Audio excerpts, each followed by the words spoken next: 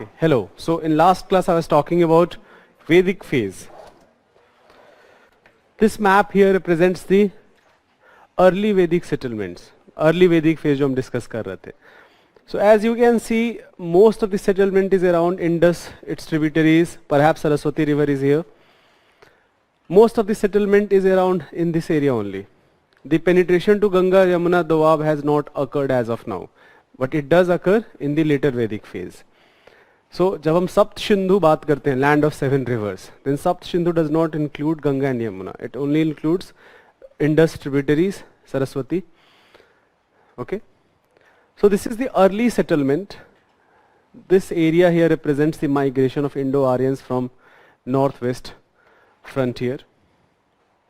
Many tribes, जैसे पांचजन्य में जैसे देखो भरत, पुरुष, यदुस, many tribes, different tribes who came and settled here. They were fighting with earlier inhabitants as well as perhaps among themselves. Okay. There is a lot of confusion regarding this. For example, if after class I felt that there is a lot of confusion regarding the term dasas and dasyus. So I will repeat. So first of all, for me R. S. Sharma is the reference material. Okay. In different textbooks you will find different description of the term dasas and dasyus. For example, जो new NCERT है, new NCERT uses them interchangeably. कि both dasas and dasyus they are same, but that is actually not correct. As per R. S. Sharma, for example, R. S. Sharma tells, अगर आप R. S. Sharma पढ़ोगे, और मेरे लिए authoritative textbook है, and I also have verified that with Upinder Singh. So these two are authoritative.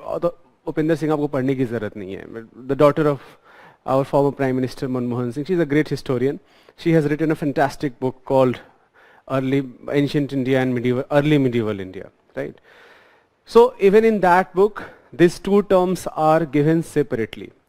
So dasas are perhaps early Aryans. How, again I will repeat, how do we know that? Because we find this term also in Iranian textbooks.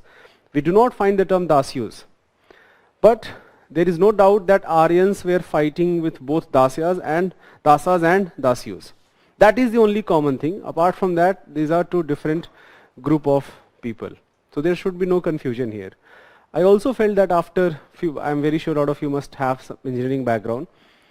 So देखो history हम कैसे पढ़ेंगे? Those who have not studied, say for example history, after you have not studied history for very long, last बहुत साल बाद आप अगर पढ़ रहे हो, so सबसे एक simple जो तरीका होता है, when we are taught history as history called political history, history of dynasties.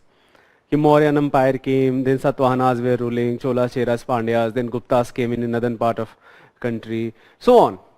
When we read the history of dynasties, I'm not saying that this history is not important. This history is of course very important because this is your starting point, where we study the political history. What are the different political dynasties which ruled India in different period of time, and which location exactly did they rule. So both spatially and temporally, that which region of the India and what is the time period. That is what you should know. Up here is a thing here. So a lot of people feel, and that is actually true also, कि ये timeline याद रखना बहुत मुश्किल है, right? इतना सारा timeline किसको याद रहता है? ये कौन कहाँ पे किस में था, इतना बहुत मुश्किल है वो. So इसका एक बहुत simple सा तरीका है. That try to have a comparative perspective. For example, if one major event is happening, then what are other political developments? So for example, when Buddha is preaching in India, then who are rulers? समझ रहे हो?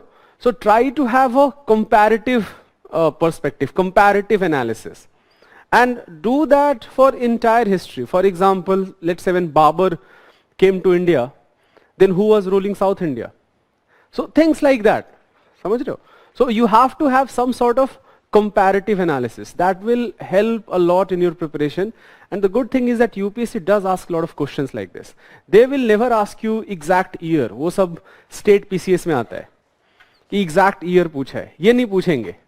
जैसे इस साल medieval history का एक बहुत बढ़िया question था कि when Genghis Khan was attacking Central Asian region, who was ruling Sultanate? And the answer was Iltutmish.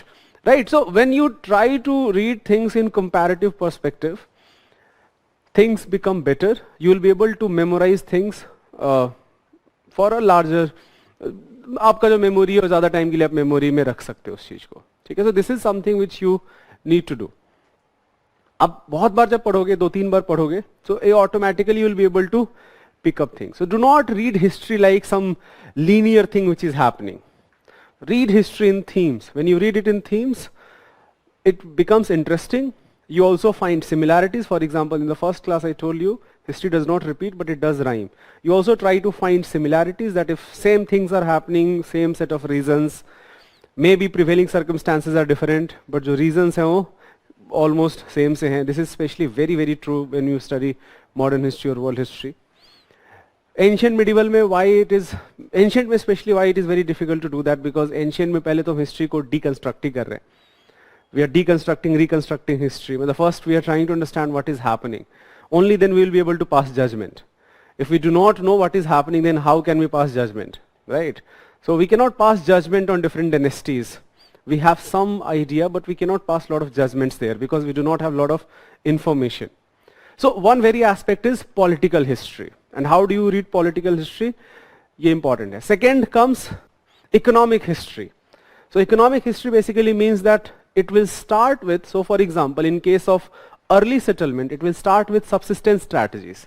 How people are surviving. So for example, agriculture and animal rearing. तो सबसे पहले तो hunter gatherers होंगे. But here I am talking about when people started settling into a particular area. तो पहले दो ही main activities होंगी, या तो एग्रीकल्चर होगा या एनिमल रियरिंग होगा, राइट? अब लॉजिकली सोचो, हमको रटना नहीं है सब चीजें, लॉजिकली सोचो. तो एग्रीकल्चर में फिर what are the important crops, if animal rearing is there, then what are the important animals, things like that. So it will start with a very basic aspect, but when settlement becomes more complex, it becomes larger, cities emerge, civilizations emerge, then the mode of economic activity will also increase, right? For example, people will trade now, start trading. So another aspect of economic history will be that who are you trading with? If you are trading with, say for example, a foreign country, what are the important places where this trade is happening? For example, there must be some important ports. What are those important ports? If you are trading, then what are the goods which is being traded? You must be buying something, selling something. Then what are you buying? What are you selling? Questions like this. This is again a very important aspect of economic history. Agriculture, trade. Apart from that, lot of perhaps trading community, intra-trade will also emerge. Merchant class will also emerge, right? So a lot of trading communities will emerge. So the trading communities, what are they trading? So what is the main economic activity right now? That is again a very very important aspect of economic history. ठीक है? और UPSC का again बहुत favorite theme है. And उससे भी ज्यादा जो इंपॉर्टेंट है वो है जो सोशल सोशियो कल्चरल एस्पेक्ट है. कि for example what is society like, what are people like. For example across the history, when we study political history, there is already a inherent assumption that there is a power center, other people are below this power center, right? But ये तो हर जगह होगा. But what about society? Apart from this power center, is society egalitarian completely? Or within this society, there is a social differentiation. There are different classes. If there are different classes, what is the criteria of those different classes? Right? What is the status of woman? That is again a very, very important question. Very important thing which you always need to focus upon. What is religion like? What are people worshipping? Who are the gods? Okay? So इस type के question. तो socio cultural जब हम देखेंगे तो वहां पे social differentiation के साथ साथ जो रिलीजियस एस्पेक्ट है वो भी आ जाएगा. बहुत बार कल्चरल हिस्ट्री को हम अलग से पढ़ते हैं. सो cultural history encompasses lot of things. For example it can encompass religion and philosophy. Apart from that, it will also encompass things like architectural development or development of art and culture of any type. For example, temples. What type of temples they are building? If there are temples. Say for example, new form of paintings have emerged. New form of dance have emerged. New literature has emerged. Then who are writing those books? So questions like this, they are very, very important. If say for example, if there is a book which is very famous, you should also know the main theme of that book. Right? जैसे UPSC ने एक बार question पूछा था that a book which describes the marriage of the son of Pushyamitra Shung and a courtesan, which book is that? Okay, and the answer was Malvika Agnimitram, which is written by Kalidasa. Malvika is a courtesan, she is a dancer, and Agnimitra is son of Pushyamitra Shung. I am going to talk about Pushyamitra Shung in today's class.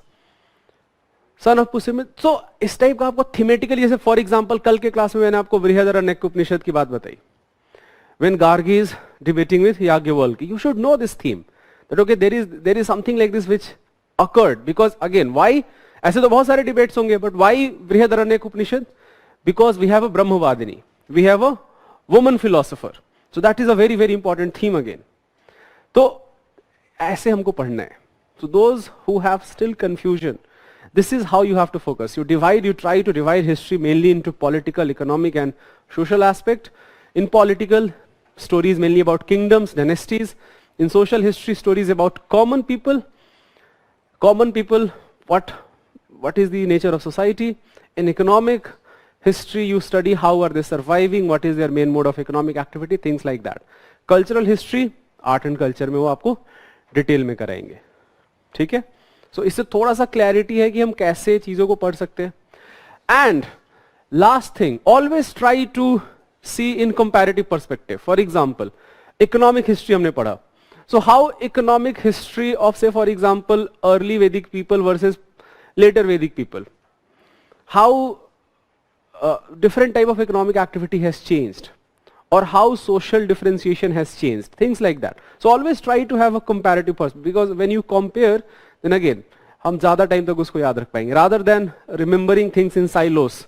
Let's memorize about early Vedic phase, let's memorize about later Vedic phase. Always try to have some comparative perspective. That will help you a lot. Does that make sense? Right? Chalo. So this map here represents early Vedic settlement. Now if you look at the late Vedic settlements, this map here represents now late Vedic settlement, later Vedic phase. Now you can see that यहाँ पे settlement है, but lot of settlement has now moved in this part, in Ganga Yamuna Doab. जो गंगा यमुना जो basin है, वहाँ पे बहुत सारे लोग settle हो गए हैं. And lot of tribes, for example Kuru, Panchal, ये सारे हमने पहले भी देखे, तो अभी भी they are still very prevalent. तो ये तो फिर भी एक territorial extent है. So when I, for example, in last class I talked about Aryavrat. So the term Aryavrat basically represents more or less this map, right? It includes regions of Pakistan, some regions of Kashmir also. Central India is not, so above Vindhyan hills. So this region is what Aryavrat is. Aryavrat is basically settlement of Aryans. Okay, so Aryavrat does not, as of now, Aryavrat does not mean the entire country. But of course, more settlements occur later, and people get to know about this geographical region of India, which is bounded by ocean and Himalayas, and the term concept of Rashtra also emerges. Rashtra here is a geographical concept. It's not a political entity. This is very important. कल last class के बाद में किसी ने आगे पूछा था कि राष्ट्र और नेशन में क्या डिफरेंस है. जो नेशन स्टेट और राष्ट्र का जो कॉन्सेप्ट है, राष्ट्र वर्ड हम यूज करते हैं हिंदी में. So for example, as of now we use them as a translation of nation state, but the term Rashtra mentioned in early texts, it does not mean a political entity. It means a geographical entity which is bounded by Indian Ocean and Himalayas, and that also includes regions of Pakistan and Afghanistan. Okay, so in today's class I am going to start with the next theme, which is Mahajanpadas. So give this heading Mahajanpadas.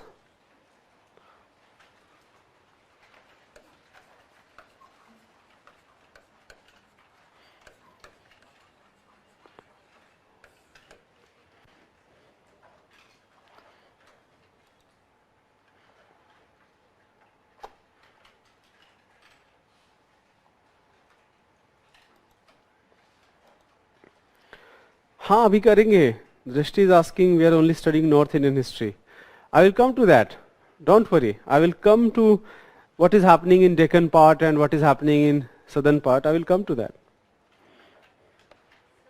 Hanji. This one? एक बार जरा बोलेंगे camera जो देख रहे हैं, एक आके एक बार लाइट देख ले। ओके, सो अभी तक हमने क्या पढ़ा है? अर्ली सेटलमेंट, इन लेट वैदिक फेजेस सेटलमेंट्स बिकेम बिगर। जो किंग का position, even though it is hereditary both in early and later वैदिक phases, in early Vedic phases, king's power is not that consolidated. Other people also played a very important role in decision making. Tribal samiti were very powerful. Tribal samitis existed in later Vedic phases also, but their power got diluted and the participation was now limited to the warrior and priestly class. Shudras, जो social differentiation में पढ़ा था, जो Shudras है, Shudras in the later, last of Rig Vedic phases, Shudras as a fourth differentiation, social differentiation also emerges. How do we know that? Because Shudra as a term is not mentioned in the early 9 mandalas of Rig Veda. Shudra as a term here, it is mentioned in the 10th mandala, and 10th mandala is the first time it is actually written in later times. So even though this Varna emerges in early Vedic phases, it emerges in the later part of early Vedic phases, and of course it got consolidated in next few hundred of years. And ये जो Varna system जो which was mainly based on occupation, now it becomes solidifies and it becomes a political tool to mobilize people along lines. Same, religion and politics go hand in hand. So there also ये जो पूरा social differentiation है, now it takes some sort of religious form. For example, ये जो 4 Varnas हैं, they are represented as different organs of Brahma. Brahma emerges as the more important god rather than Indra and Agni, which is in early Vedic phases. So Brahma, who is also known as Prajapati, Shiva, who is also known as Rudra or Pashupati. Shiva emerges as an important god, Vishnu emerges as an important god, right? So जो ब्रह्मा है, ब्रह्मा के जो different organs हैं, they represent different social class. For example, the mind represents Brahman and the leg represents Shudra. So in a way, this in itself tells you, this description of Brahma and different organs representing different social classes, this in itself tells you the status of society at that point of time. Okay, but ये जो Varna system है, which was based on occupation, now it takes a religious turn. It becomes a religious tool to mobilize people. Later, as more and more agriculture, so early Vedic phase, what is main economic activity? Pastoralism, animal rearing. Now that animal rearing changes into later Vedic phases, agriculture. Agriculture becomes main economic activity. Okay. अब बहुत सारे ऐसे यहाँ पे भी अलग अलग priest हैं. For example, Vasishtha and Vishwamitra are 2 very important priests. Vasishtha is more conservative. He does not want non-Aryans to become Aryans. Vishwamitra is more conservative. He feels that if a particular tribe is worthy, they can become part of Aryan fold by reciting Gayatri mantra. Om Bhurbhuva Swaha. So जो गायत्री मंत्र है, that becomes a tool to include people in Aryan fold. So जो Aryan population है, it interacts with local inhabitants, early inhabitants. A new type of culture, a new type of language with elements of both Indo-Aryan languages as well as local languages emerges. And now ये जो Janas थे, one tribal assembly, Janas become bigger, they became Janpads. Okay, and Janpads became even bigger and they become Mahajanpadas. So Mahajanpadas are, अब जो है society is no longer, जो tribal society है उसका एक बहुत unique कुछ features होते हैं. Society is no longer a tribal society. It has a proper social differentiation. It has a priestly class, it has a warrior class, Vaishyas, Shudras. Apart from that, economic activity has also diverged. It's no longer only agriculture, but many new form of economic activity have also emerges. So all these developments happen, and 16 powerful sort of kingdoms which are called Mahajanpadas, they emerge. So the Mahajanpadas they are mentioned in Pali texts of Buddhism, as well as they are also mentioned in Panini, book of Panini. So Mahajanpadas emerges, and जो इसमें सबसे powerful Mahajanpadas है, वो Magad है. So for example, let me show you the map of Mahajanpadas. जो 16 Mahajanpadas हैं, so it is in fact one of the Mahajanpada is also here. A reason which now can Kamboj, जो है Kamboj mahajanapada and Gandhar, two mahajanapadas here. So Gandhar is right now for example region of Pakistan, some region of Pakistan which is now Gandhar. जो कंबोज महाजनपदा है that in fact includes some region of Kashmir as well as Tajikistan, Central Asian. So जो महाजनपदास का extent है that goes up to Central Asia. Again, not into Uzbekistan or Kazakhstan, only in Tajikistan. Look at the map. Asia का map देखो, Tajikistan is just above Kashmir. Kashmir और जो Tajikistan का जो distance है बहुत ज्यादा नहीं है.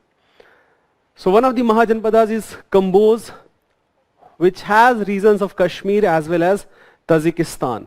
Gandhara, which mainly, as in today's time, it will mainly include some regions of Pakistan. Then of course there are many other Mahajanpadas, for example Matsya, Koshal, Kashi, Vraj. Avanti is a very powerful Mahajanpada. Now we are moving to not exactly South India, but more towards southern side, Central India. There is another Mahajanpada called Asmaka.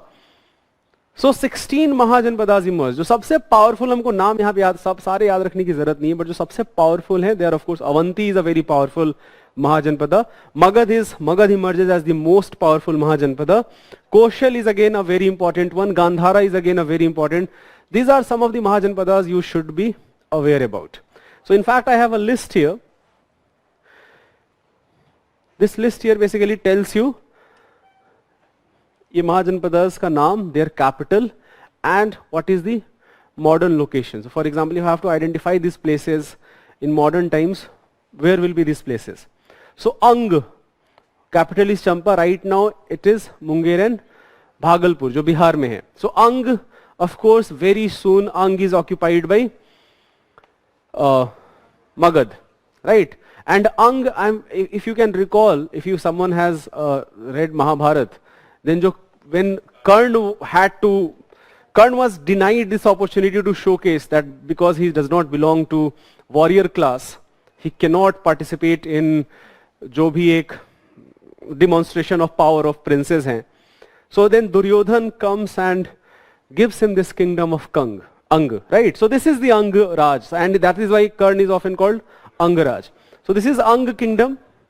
Magad ka capital initially it was Rajgir, but later a ruler called Udayin, who was son of Ajatashatru, he changes capital from Rajgir to Patliputra, which is what modern Patna is.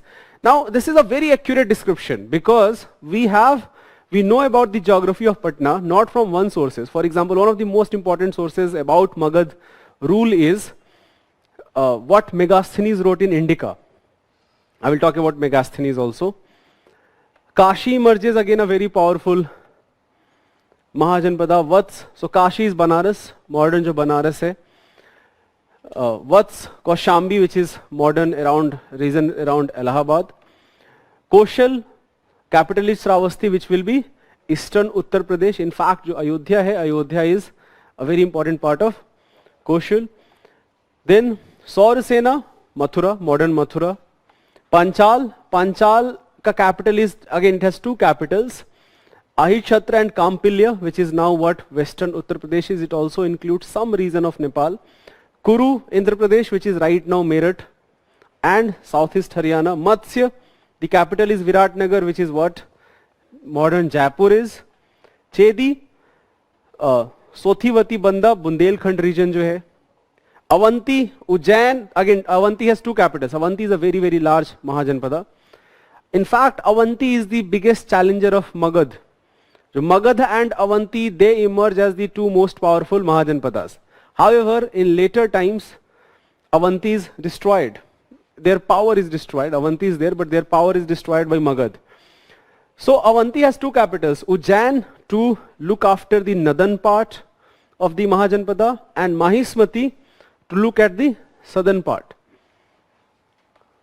Gandhara, Takshila, Rawalpindi, which is right now in Pakistan. Kamboj, Rajouri, Hajra. This is Kamboj jo hai, it now will include regions of Kashmir as well as Tajikistan.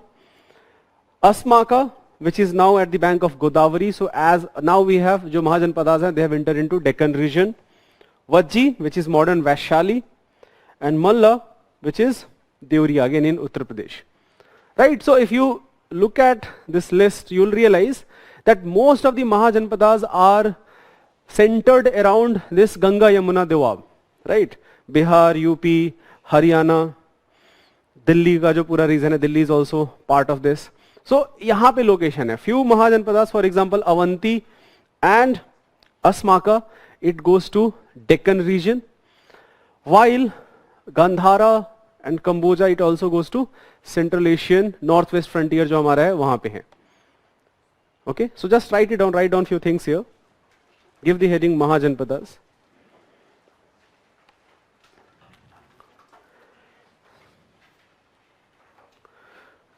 Write down few lines here. From 1600 BC onwards, from 1600 BC onwards,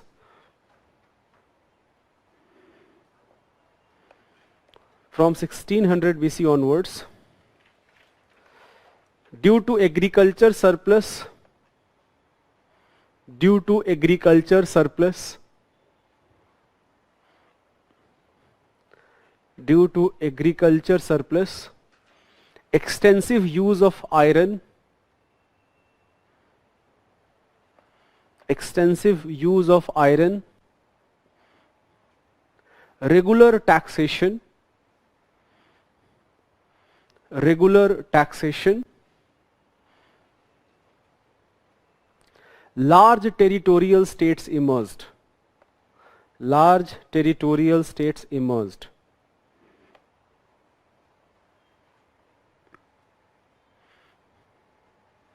Large territorial states emerged. Janas emerged into Janpadas.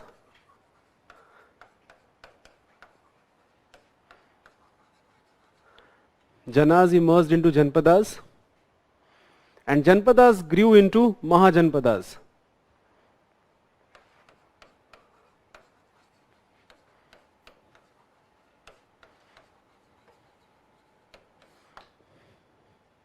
Mahajanpadas.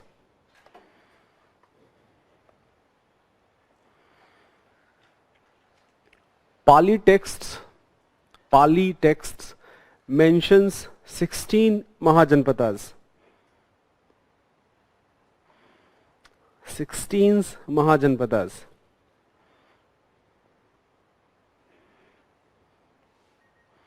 Pali texts mentions 16 Mahajanpadas. If you quickly want to write down all these names, आप लिख लो in alphabetical order. Ang, Asmaka, Avanti,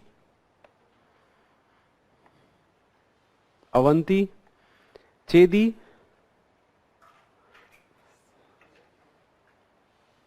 Gandhara,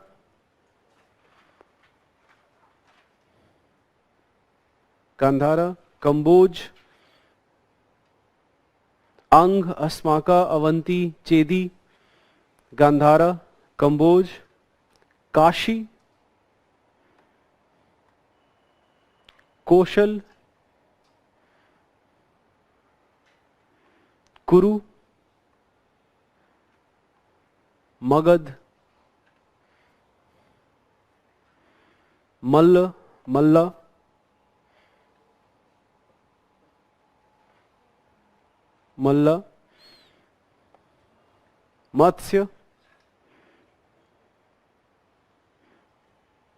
Matsya, Panchal, Sursena, Saurasena, and Vajji.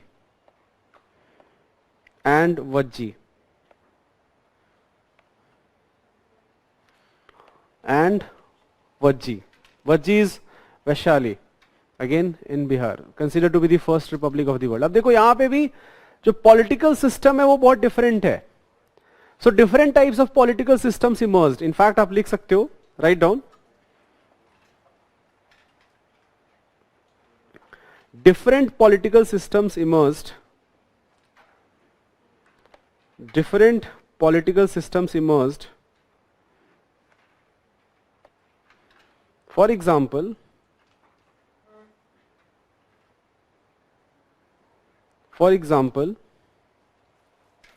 monarchies emerged in most of these Mahajanpadas. Monarchies emerged most of these Mahajanpadas. However, few ganas or sanghas or republic,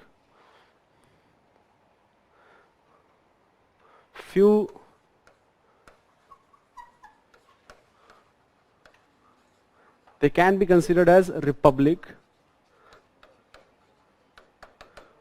also emerged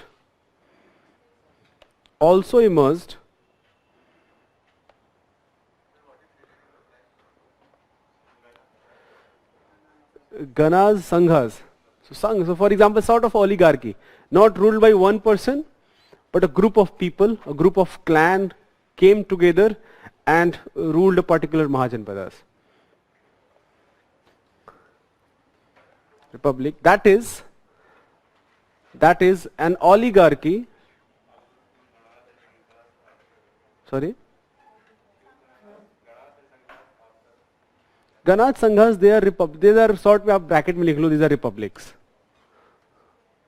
Ganas, Sanghas, bracket में आप लिख सकते हो republics, emerge. Polity की class हुई है? What is the definition of republic? So republic is misused, the term republic is misused a lot. For example, even North Korea writes Republic of North Korea, whatever.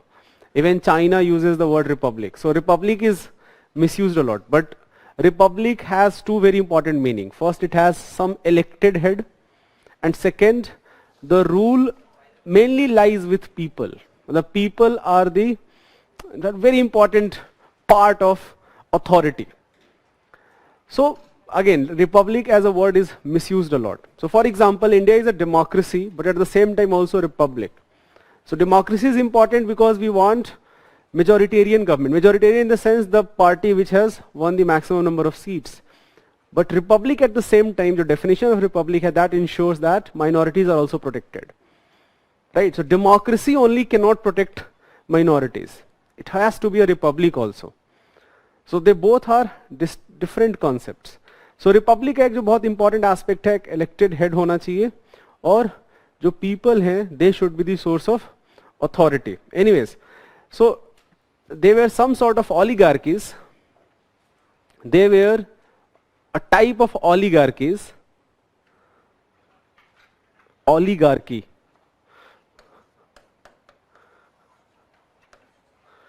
Monarchy और oligarchy में simple सा difference होता है. In monarchy king is the supreme authority.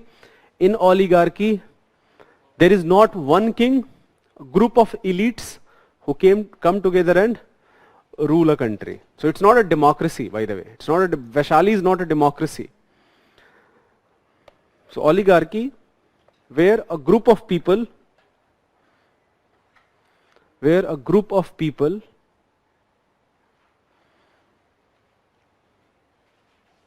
rule a particular territory.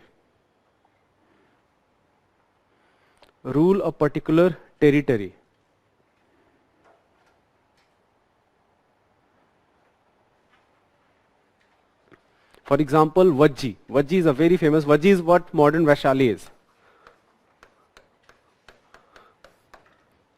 Vajji.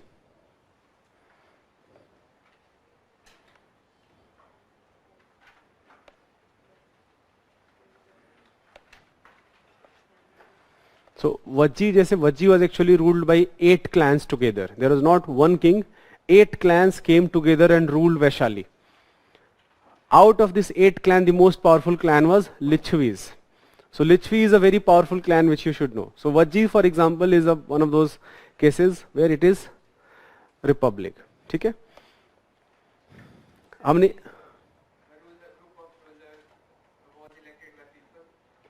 No, of course not. So elected by some sort of, again it's not a democracy.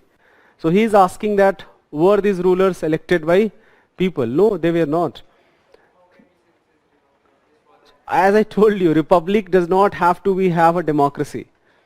Republic and democracy, so it's not that rulers are being elected by people, but rulers are definitely being elected by a committee, sort of committee, which comprises of the elites of this topmost clans.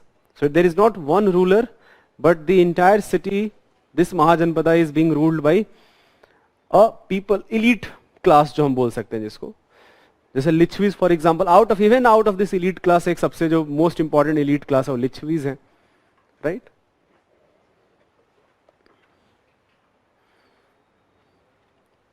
Oven एक line लिख ले, next paragraph में लिख लेना, मगध कौशल, मगध कौशल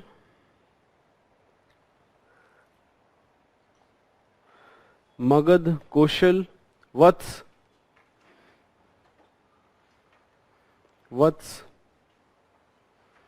and Avanti are the most powerful Mahajanpadas. Were the most powerful Mahajanpadas. Were the most powerful Mahajanpadas.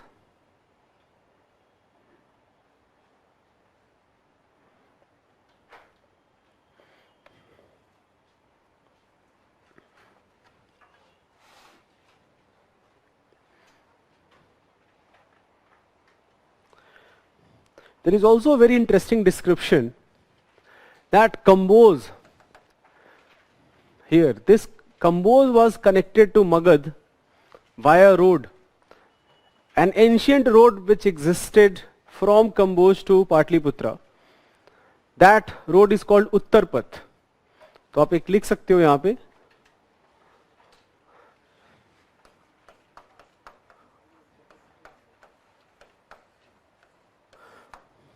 Uttarpath.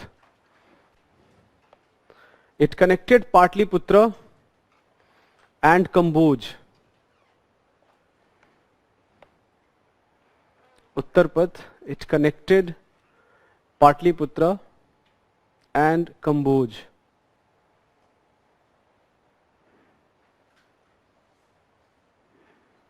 This was a trade route, write down, this was a trade route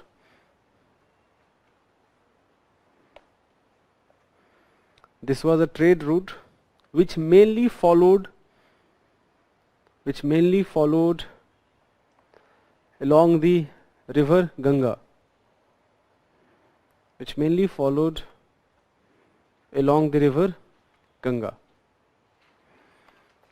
So here is now an important theme. Not related to India, it is related to India, but India is just one aspect of it. So an ancient trade route actually existed.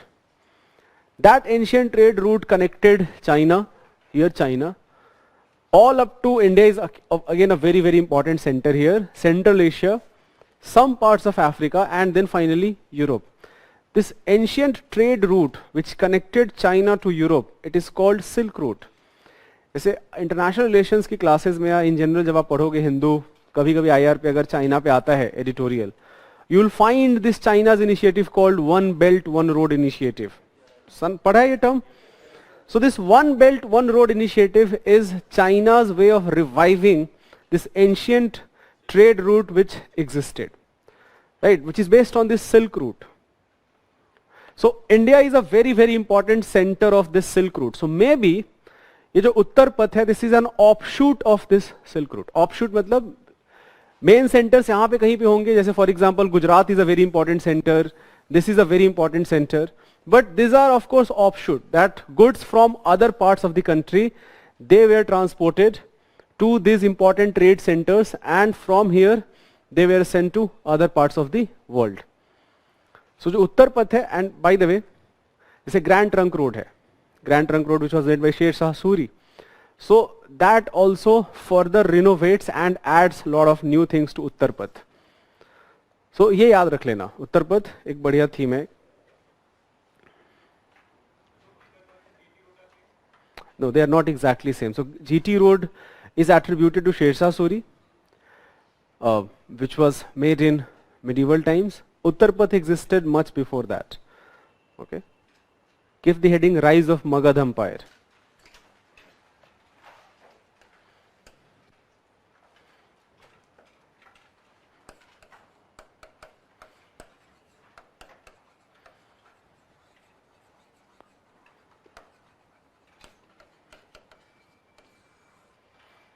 rise of Magad Empire. There are many reasons why Magad emerged as the most powerful Mahajanpadas. The most important reason is, of course, it lied in a very fertile plain, right? जो पूरा area of Bihar है, because it is irrigated by Ganga's herself, and at the same time many tributaries of Ganga, that played a very important role. Apart from that, rainfall pattern is also quite good. So, and this region and alluvium is also found in this region. So because of that, the fertility of soil is really good, and that led to huge amount of agriculture surplus. So that played a very important role, because now kings can collect, they can maintain a large standing army, they can also collect a lot of taxes from people, from farmers, right? And that increased their wealth over time. In successive generations, this wealth will keep on increasing. So that is a very important reason. Another very important reason is that we also find lot of iron mines nearby.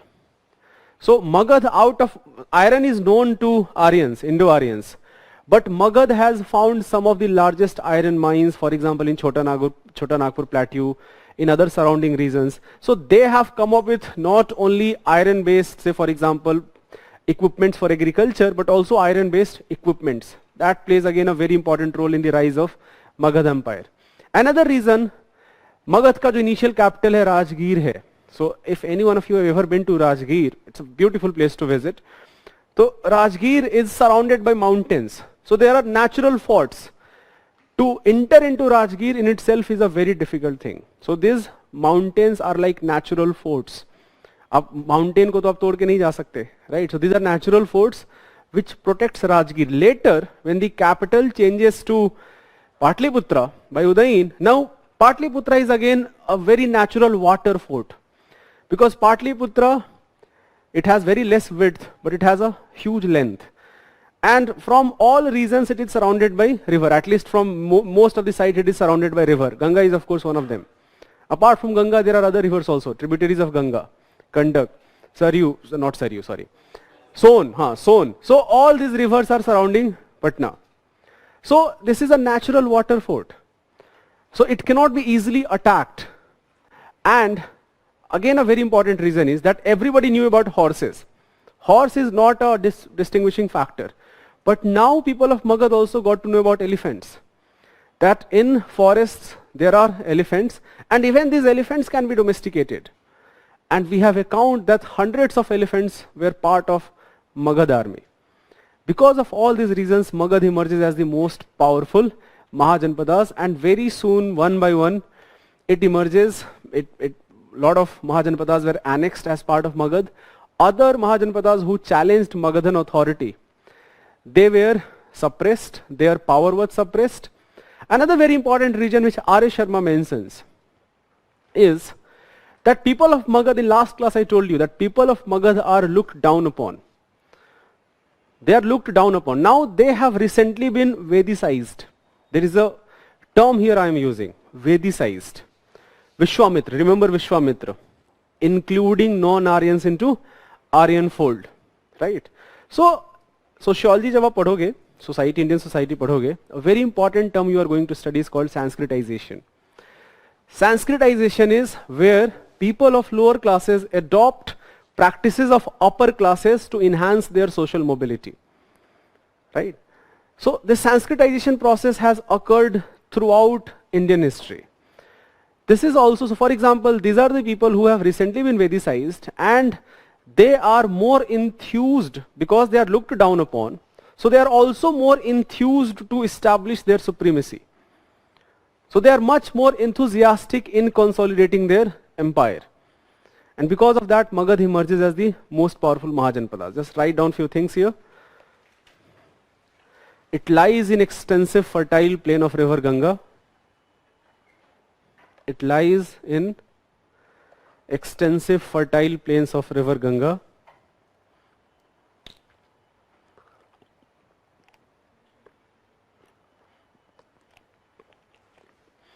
Availability of iron, next point. Availability of iron from Chota Nagpur Plateau.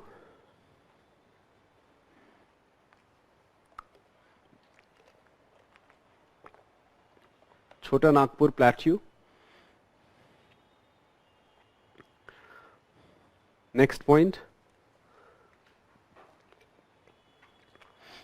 Elephants from forests were also domesticated.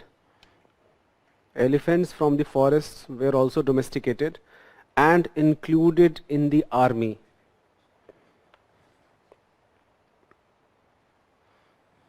Included in the army.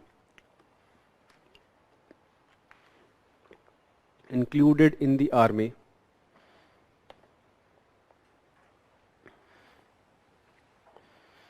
The initial capital of Magad, Rajgrih, right now it is known as Rajgir. Initial capital of Magad,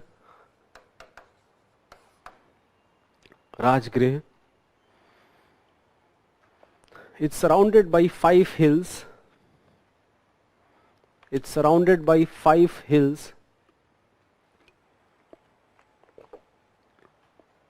Making it very difficult to penetrate. Making it very difficult to penetrate. Very difficult to penetrate.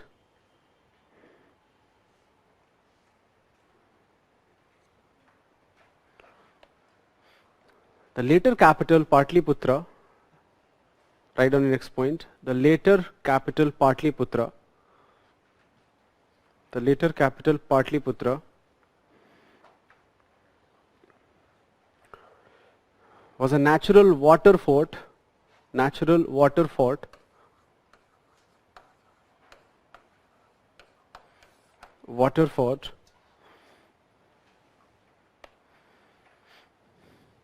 With Ganga, Gandak, Son and Ghagra at its borders. With Ganga, Gandak, Son and Ghagra at its borders. Ganga, Gandak, Son and Ghagra at its borders.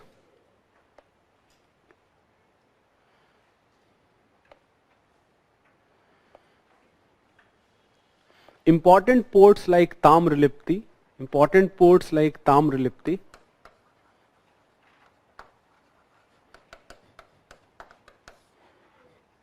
Tamralipti, ports, important ports, helped in having control of trade, helped in having control of trade.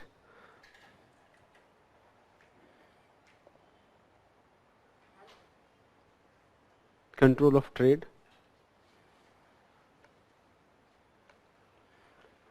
एक और point लिख लो. Monarchy in Magad was also a favorable attribute. Monarchy in Magad was also a favorable attribute. Favorable attribute.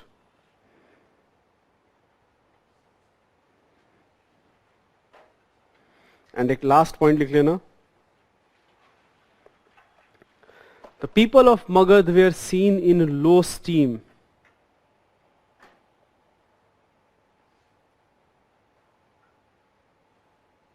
The people of Magad were seen in low esteem.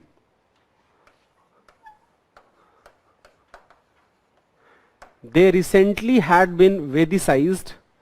They recently had been Vedicized, and thus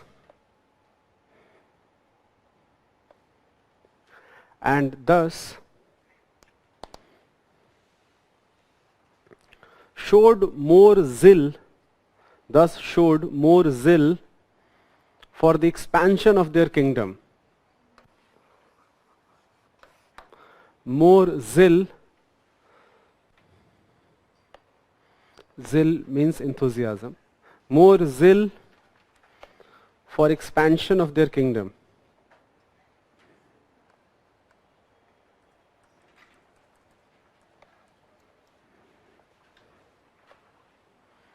I'm going to tell you a very interesting story, not a part of history, out of just an interesting story because I read it long ago and I thought it is an interesting story. So the story is the conflict between Magad and Vajji. Vajji is a very powerful Mahajanpada and it is very near to the border of Magad. So Vajji is not liked by Magad. Magad always is looking for an opportunity to capture Vajji, which is right now what is modern Vaishali is. But they are not able to do that, but because Vaishali in itself is a very powerful kingdom. Now Vaishali is a very prosperous region, by the way. It's a very prosperous region. It's an oligarchy, not exactly a monarchy. More people are perhaps more prosperous than Magad. Social inequality may have been less in Vaishali. But people of Vaishali over the time became more corrupt. They lost their strength of character. And a very famous story is story of a girl called Amrapali. Amrapali was a very beautiful girl. And when she got to be married, people got to know about her beauty.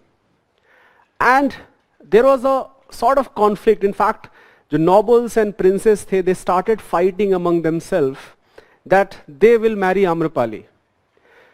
So later, this oligarchy decides that fighting over one girl does not make any sense. So rather than making her wife of one person, let's make her Nagarvadhu. There is a term called Nagarvadhu. So in a way, we can say that she was made a prostitute. So she becomes a Nagarvadhu, that she will become wife of everyone. Now Amrapali, of course, does not like this. She is, of course, humiliated because of this. So she starts plotting against Vaishali. And she starts sending very crucial information to people of Magad because Ajatashatru has many spies. Ajatashatru at this point of time is ruling Magad. Ajatashatru has his spies in Vaishali. Amrapali starts sending because Amrapali has access to many princes and in inebriated state, when they are drunk, they used to reveal lot of secrets that which are these, say for example, vulnerable places where an army can enter. And Amrapali starts passing this information to Magad. Finally, Magad, equipped with this information, attacks Vaishali, completely decimates it. And Amrapali now sees the destruction she has caused. And this is the time also when Buddha is there. So she realizes that her quest for revenge has caused this much destruction and she becomes a Buddhist nun in later times. So for example, women were not included part of Buddhist Dham, but in later part of Buddha, one of the disciples of Buddha, his name is Anand, he talks him out of it. He feels that even woman participation is very important. So Amrapali is one of the first Buddhist nuns which was included in the life of Buddha herself. And now this story is part of Pali textbook. Of course, this is not a history. Because जो पाली text हैं और जो early Buddhism का जो history है वहाँ पे बहुत सारी ऐसी स्टोरीज हैं. फॉर एग्जाम्पल जो अशोका का जो डिस्क्रिप्शन है पाली टेक्स्ट में, that can not be relied upon at all. कि the stories are so exaggerating in nature that they cannot be. So for example, even this story cannot be relied upon, but it's a very interesting story.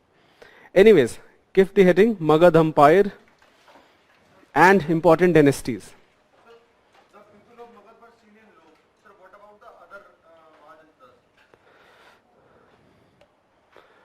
Okay, that's a very good question. So as far as I have read, and I have read 2-3 books, and they tell you that जो people of Aryavrat and people of Magad हैं.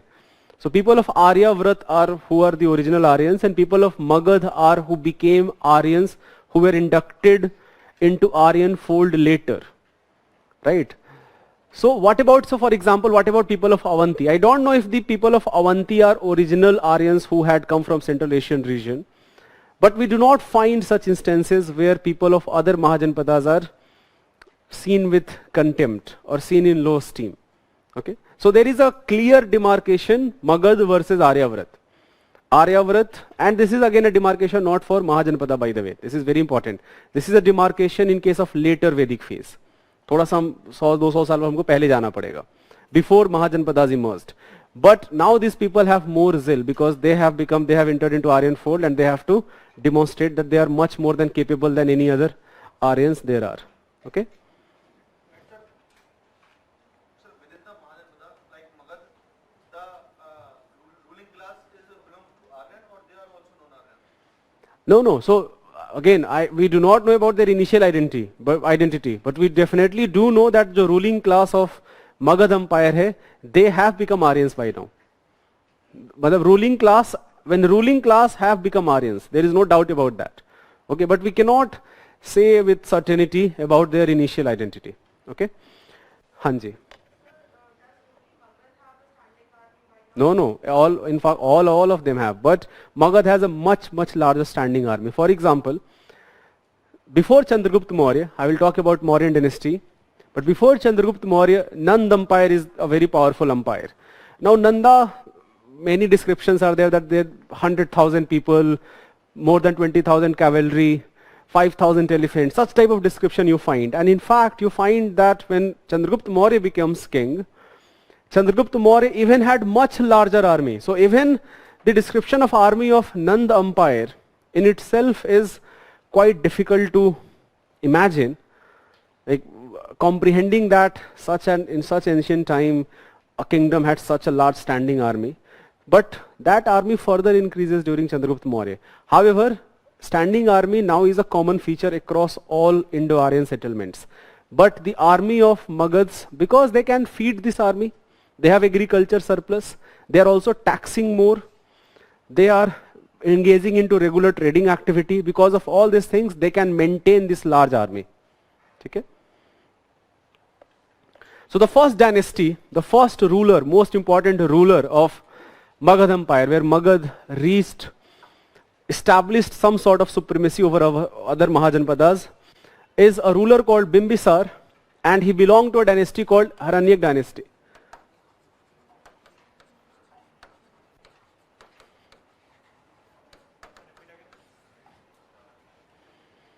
Haranyak, Magad Empire, simply Magad Empire and important dynasties.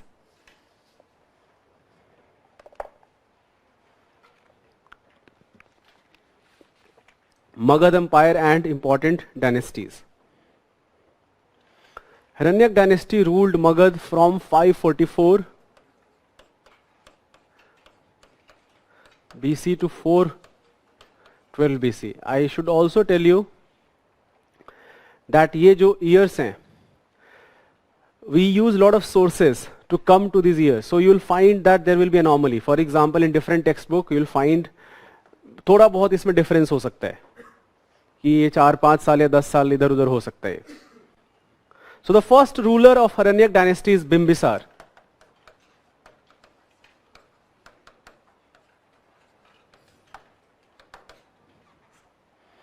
Bimbisar ruled more than 50 years from 544 to 492 BC.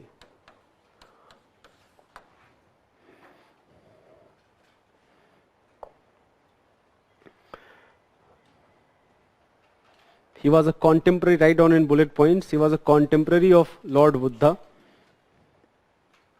He was a contemporary of Lord Buddha.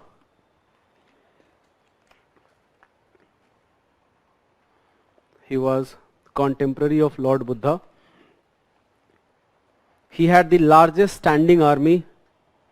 He had the largest standing army.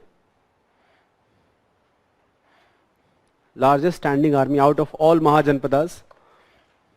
Out of all Mahajanpadas.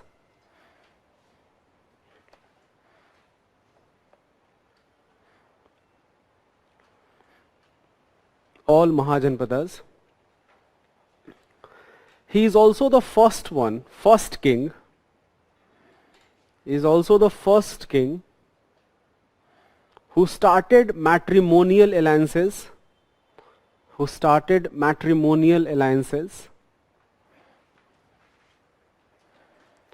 To strengthen the position of his empire. To strengthen the position of his empire.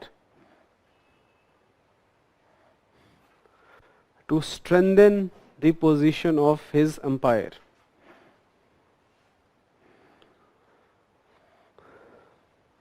So for example, he married daughter of king of Koshal. He also married daughter of a Lichvi princess. And this is very interesting. He married a Lichvi princess. Her name was Chelana.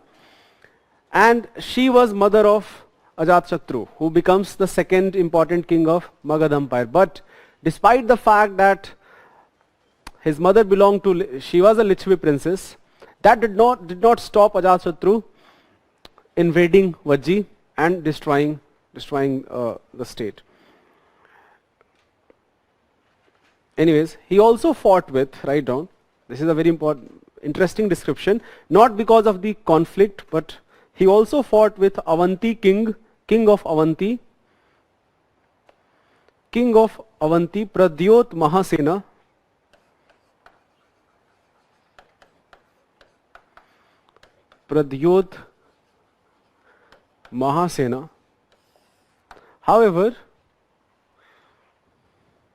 However,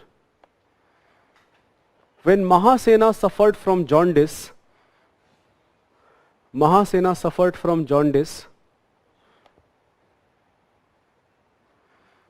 Bimbisar sent his physician Jivak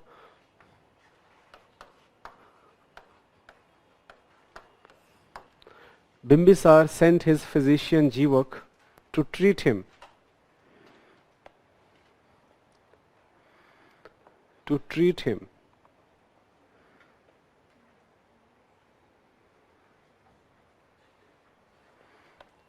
So more than this war, this description is more important. Jivak is a very important name. He was considered as one of the early Vads, practitioner of Ayurveda.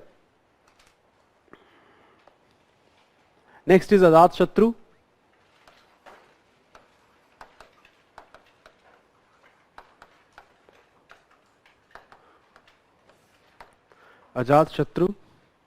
He ruled from 490 to 492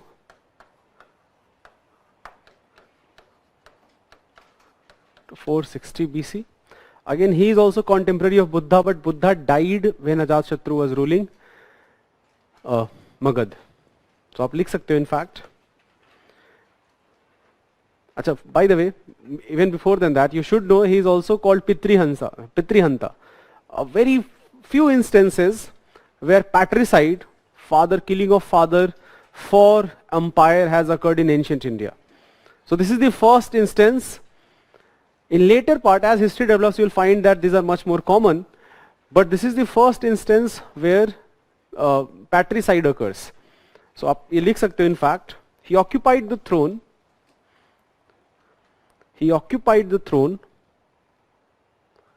by killing his father Bimbisar.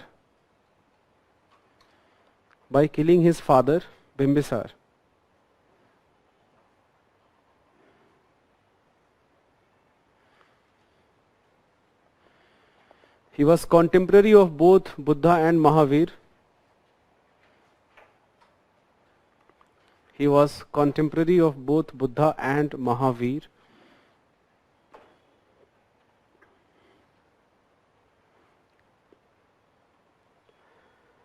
He convened, write down the next bullet point, he convened the first Buddhist council.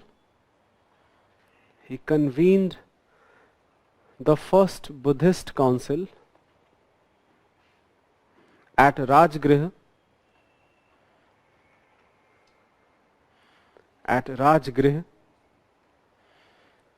Soon after death of Buddha.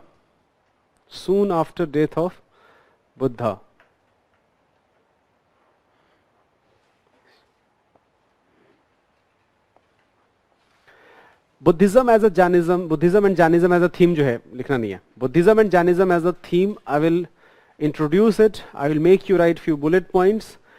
But as a philosophy and later development of Buddhism and Jainism, that will be taught in detail in art and culture classes. Because religion and philosophy है, that is a very important aspect of art and culture. तो आप वहाँ पे detail में पढ़ोगे, ठीक है? But I will definitely talk about the historicity of both Buddhism and Jainism in today's class itself. किसी ने बाहुबली मूवी देखी है? सबने देखी होगी, राइट? अमेजिंग मूवी है. सो बाहुबली में if you remember the chariot of Bhallala Deva, right? So that is called maced chariot. जो as chariot moves, the mace starts cutting down the enemy's army. Now this was actually used by Ajatashatru. आप लिख सकते हो. He used war engines like catapult. He used war engines like catapult to throw heavy stones. He used war engines like catapult. Gulel खेला बचपन में. Catapult is nothing but a gulel, but rather than sending small stone, now we have to throw a very huge stone. He used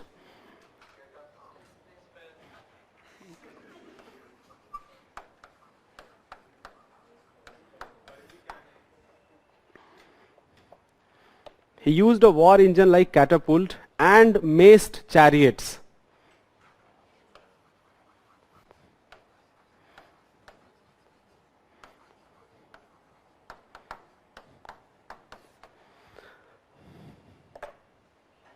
अब जैसे for example you find using weapons as part of chariot mechanism also in other civilizations. For example जो Greeks थे, they used a concept called साइथ्स.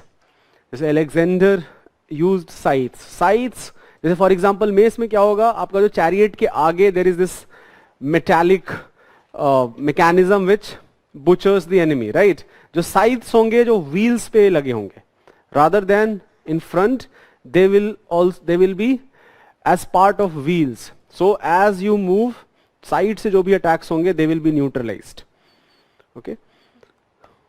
हाँ, it is interesting, right?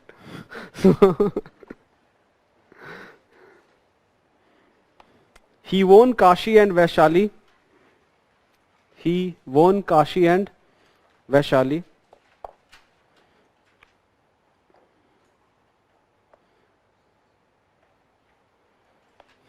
His son was Udayin. Next is Udayin.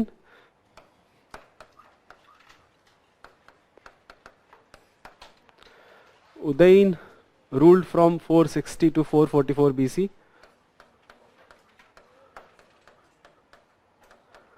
इसमें बस एक line आप लिख लो जो सबसे इंपॉर्टेंट एस्पेक्ट है. He changed his capital from Rajgriha to Patliputra. He changed his capital from Rajgriha to Patliputra.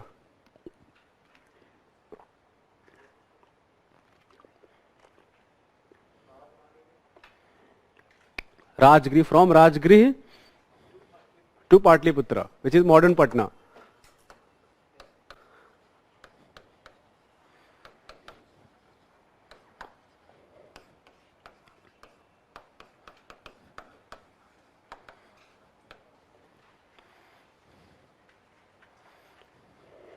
हाँ जी. No, not at all. He's asking, online students, he's asking that do we need to remember these dates in examination, और especially पहले तो ancient history ऐसे question आएंगे भी नहीं जहाँ पे आपको डेट लिखने की जरूरत हो. So no, you do not need to. The reason, even though I am giving you very specific years, अच्छा, by the way, this is again a very important way you can remember. Rather than remembering exact year, try to remember in terms of first decades. For example, जैसे बुद्धा के बारे में हमको जानना है. Try to remember that Buddha कौन से century में एक्टिव थे. Let's forget decade. कौन से सेंचुरी में एक्टिव थे. Once you have pinpointed century, then now go to 50-year period. Then go to decade. कि कौन सी decade में. So for example, try to read history in a 50-year period. And it's quite easy to do that, right?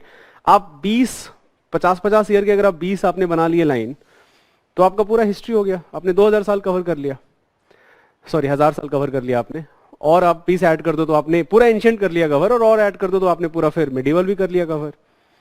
So rather than remembering exact year, try to remember first by century, then try to pinpoint the decade, in which decade it happened. That is more than sufficient.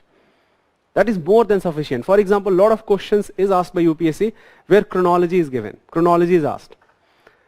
Right? अब chronology के लिए तो आपको exact year पता होना चाहिए. But in most of the cases, you'll also find that things did not happen exactly 6 months here and there, जहाँ पे exact year याद रखना हो. कि कोई battle मान लो पूछा, और अगला battle वो पूछ लिया जो just उससे 2 महीने बाद हुआ. That is not how UPSC asks questions. things will be quite distant from each other, if especially it is a question of ancient and medieval India. In modern India, they can ask, जो चीज़ बहुत आसपास हुआ हो, and even then they can ask that arrange in chronology. But in ancient and medieval, they will not do that. Generally, they do not do that. So rather than remembering exact year, first century, then pinpoint the decade. That will be very helpful. Believe me, जो chronology वाले prelims के question है, वो आप आराम से इतना भी अगर आपका clear है तो आप आराम से solve कर सकते हो. And I don't think इतना आप याद रखना बहुत मुश्किल है, right? Next dynasty is Shishunag.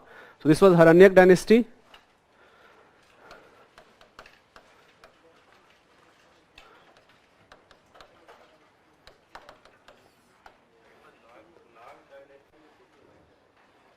हाँ तो जो हरण्य, अब देखो यहाँ पे भी you have a very good question. He is asking that it was first Nag dynasty and then Shishunag dynasty. Now here is the thing. जो हरण्यक वर्ड है, ये हरण्यक वर्ड कहाँ से आता है, इसका क्या मीनिंग है, इसको लेके अगेन कोई वो नहीं है, कंसेंसस नहीं है. For example few people feel that Hiranyaka comes from a word called har, which means lion. But at the same time, few people also say that कि जो first dynasty है, it is actually Nag dynasty, and now Shishunag, Nag which belong, Bimbisara and Ajatasattu, they belong to Nag dynasty, and then smaller Nags, Shishunag, other जो rulers है, they belong to Shishunag dynasty. But again, we do not have any, like हम exactly with authenticity हम बोल नहीं सकते. So Shishunags ruled from 412 to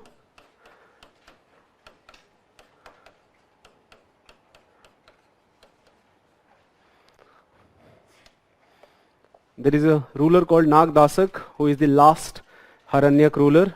He is killed, and Shishunag, who was a minister, he becomes the king. So write down Shishunag, who was a minister.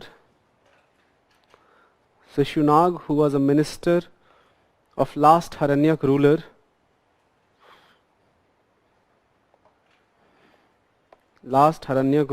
killed the king,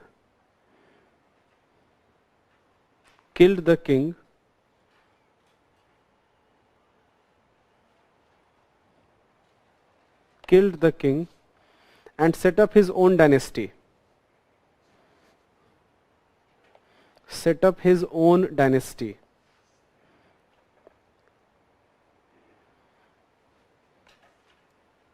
He destroyed the power of Avanti.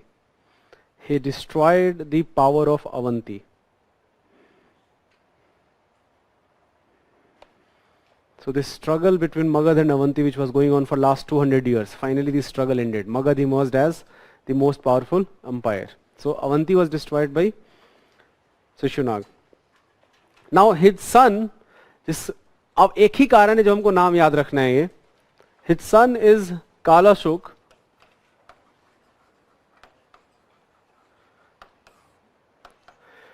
And the reason we need to remember this name is because during his reign the second Buddhist council occurred. आप लिख सकते हो. He is known for conducting second Buddhist council at Vaishali.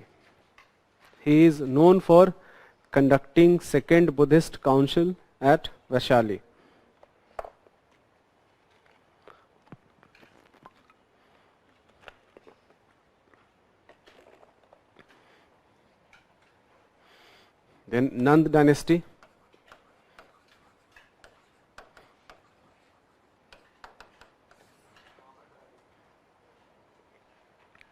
Vaishali, second Buddhist council जो है वैशाली में हुआ था. पहला राजगिरी में, सेकेंड वैशाली में. अब तो फर्स्ट दो हमने देख लिया. First was done by Ajatashatru, second was conducted by Kala Ashoka, third was conducted by Ashoka himself at Pataliputra, and fourth was conducted by Kanishka, Kushan ruler. वो हम बाद में देखेंगे. Nanda dynasty ruled from 344 BC to 321 BC.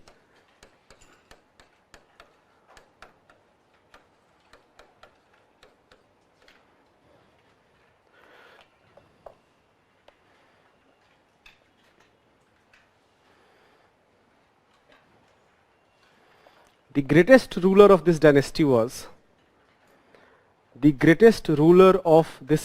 was Mahapadmanand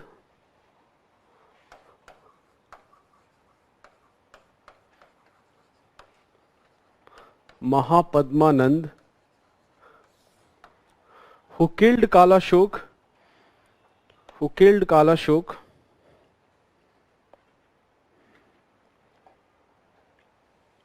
and established Nand dynasty.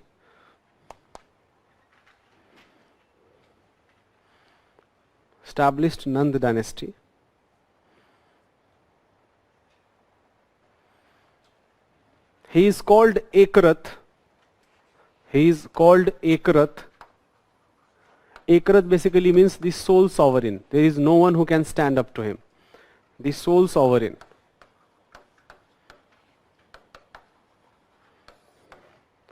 Ekarath.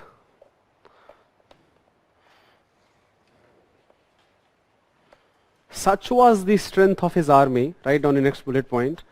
Such was the strength of his army.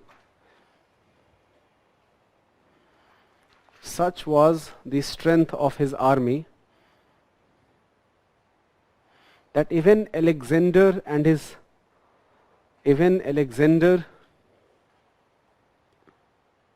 did not dare move eastward,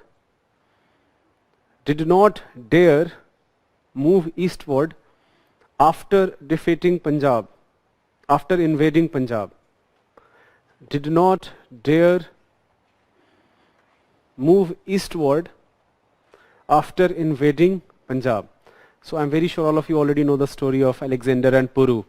Porus, बहुत बार हम पढ़ते हैं Porus. So Porus, he ruled the northwest frontier, and when Alexander, because he was very much interested in having establishing the largest empire the world has ever seen. At the same time, he was also very much interested in geography, knowledge, exploration of knowledge, and to fulfill this quest, he already had defeated Persian ruler. By the way, this is again a very important theme. While India में जो developments हो रहे हैं, Mahajanpadas are being developed. Two very important developments which you should know at this time: Greek civilization, it has been established, and so there is another great civilization, Persian civilization, that has also been established. Now, जब हम world history पढ़ते हैं, world history में एक बहुत बड़ा criticism है world history का, that there is a lot of Eurocentricity. Those of you who do not know the meaning of word, that entire world history is read from the prism of European eyes. How Europeans see the world, right? Now that is very much, it can be done for modern world history. Because अगर हम modern world history देखेंगे तो the most, whatever is happening in Europe affected the entire world. So modern world history में फिर भी it makes sense, but for medieval it does not make sense at all, and for ancient also it does not. But as it occurs, somehow because of the soft power of West, there is a term called soft power. It does not, so for example Hollywood, so English movies हैं. Somehow the ancient history of West has been exaggerated a lot.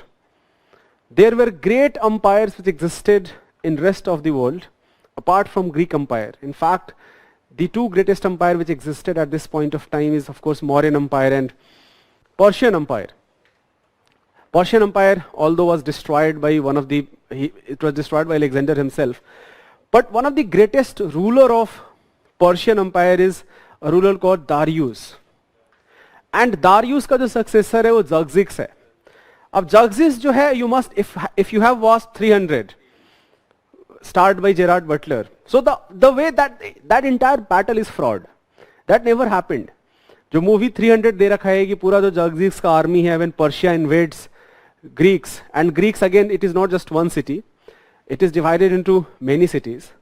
Sparta is one of the most important cities which is part of Greek civilization, and Spartans start the fight, and along with 300 people they somehow reduce the momentum of the army of Xerxes. That never happened. So this entire impact of Hollywood, English movies, there is a lot of Eurocentrism also in ancient history. However, जो Persian civilization था, with Zoroastrianism as the core religion, that was one of the greatest civilizations of ancient world. Okay, so this is the next theme. In fact, अच्छा, before that, एक line और लिख लेना. This is the next theme which will study that these rulers also invaded India, and two important invasions which occurred at this point of time. The first is a Persian invasion led by Darius himself, and second is of course Alexander, which we all know, Macedonian invasion. So write down here, एक line इसी में लिख लेना नंद में, the son of Mahapadma,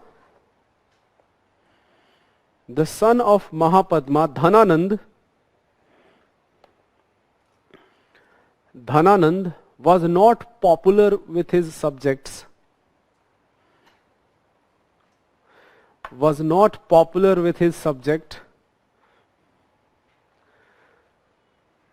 Because of his oppressive taxation regime.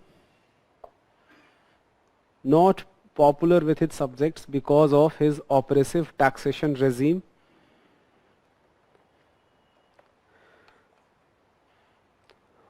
It is said that he insulted a Brahmin Chanakya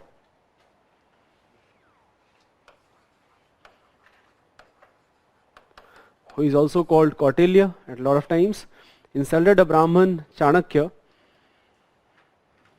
who took it as a personal challenge to overthrow him.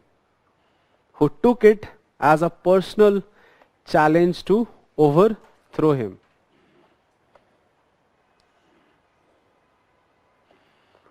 Who took it as a personal challenge to overthrow him. So this is also a very interesting story, right? So Chanakya, Kautilya, Vishnugupta, all these names, credited with writing Arthashastra. Arthashastra, even though it talks about, as the name suggests, it's a book of economics, but more than that, it is a book of political economy.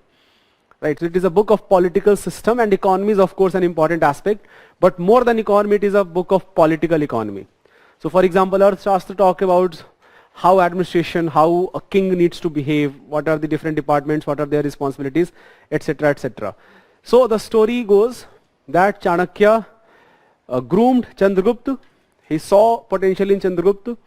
Who was Chandragupta? That is again a very debatable thing. For example, few accounts tell us that Chandragupta, the name Maurya comes from a Shudra woman, her name was Mura, and from there the name Maurya comes. So Chandragupta he belonged to Shudra class.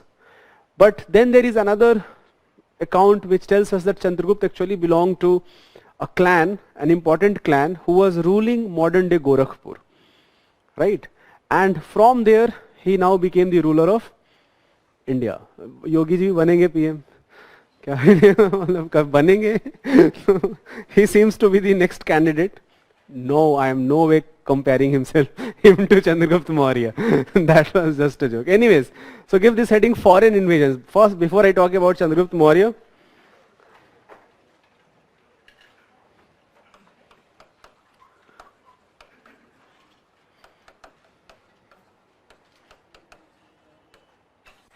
हाँ जी,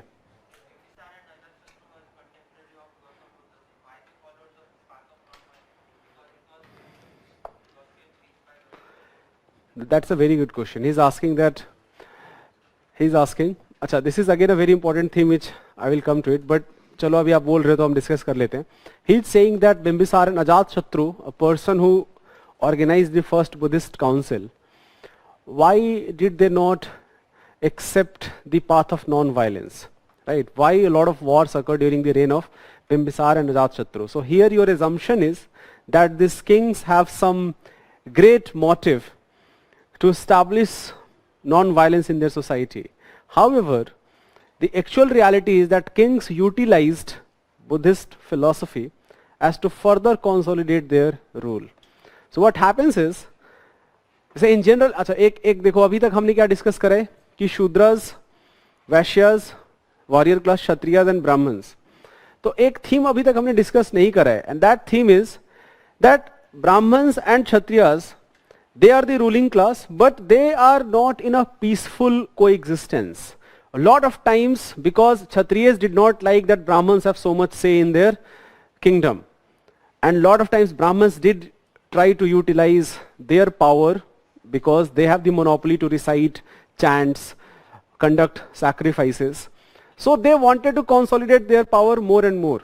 And this was not liked by Kshatriyas, and this leads to emergence of alternative philosophies, which is often called Nastic philosophy. So the term Nastic hai, in case of ancient India, in case of Hinduism, the term Nastic does not mean one who does not believe in God. Nastic is not atheist, even though they are used as, again, they are used as a translation. But Nastic is anyone who does not believe in Veda. So person who does not believe in the authority of Vedas, he is a Nastic. So lot of Nastic schools of philosophies emerge. 4 of them are very important. Buddhism, Jainism, you already know. But another very important philosophy is Charvaka philosophy.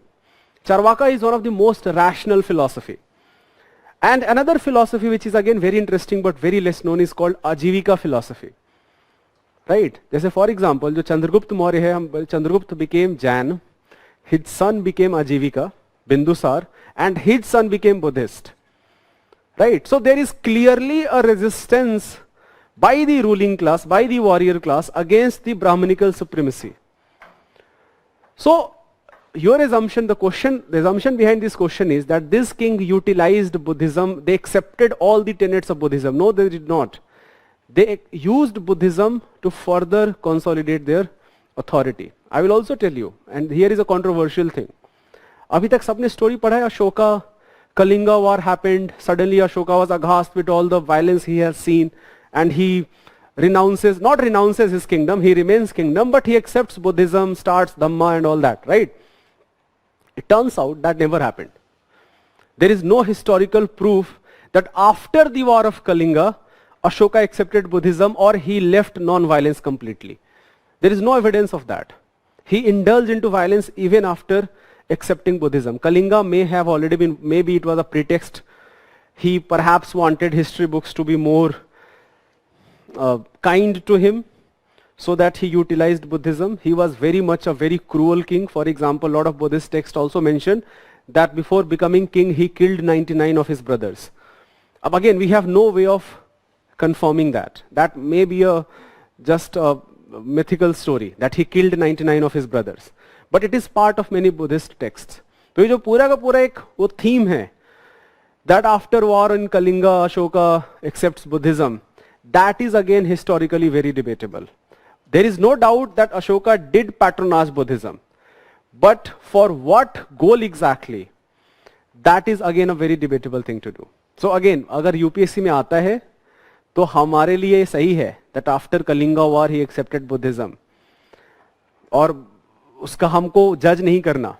But in academic जो debates हैं, this is in fact discussed upon.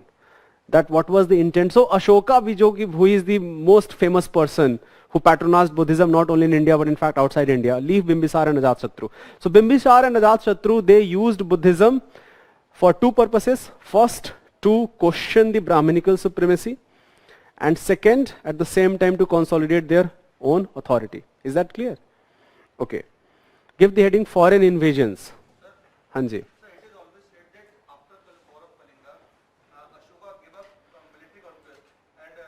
Bheri Ghosh and Dhamma Ghosh.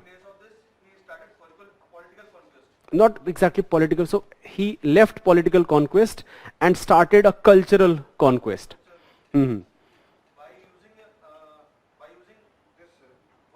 By using Buddhism. So again, इसमें कोई शक नहीं है कि Ashoka patronized Buddhism, but for what purpose exactly, that is questionable. And especially this story, इसमें कोई doubt नहीं है कि Ashoka patronized, but ये जो story है that he left violence after war in Kalinga, because by the way Kalinga was already won by his father's father, his grandfather. Chandragupta Maurya already had defeated Kalinga, so it doesn't, then what was the purpose of him fighting another war in Kalinga? So there is a lot of debate surrounding this, exactly this event, that after Kalinga war he chose Buddhism. Okay.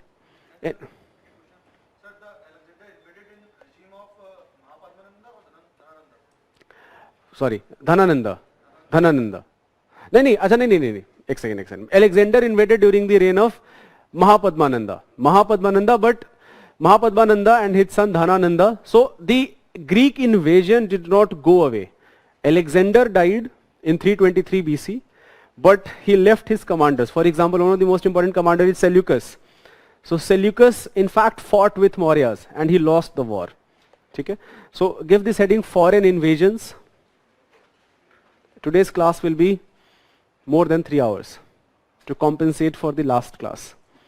Because I did not want to start a new theme in last class, it would have taken a lot of time. But in today's class, we will take a class of 3.5 hours. ठीक है. So foreign invasions.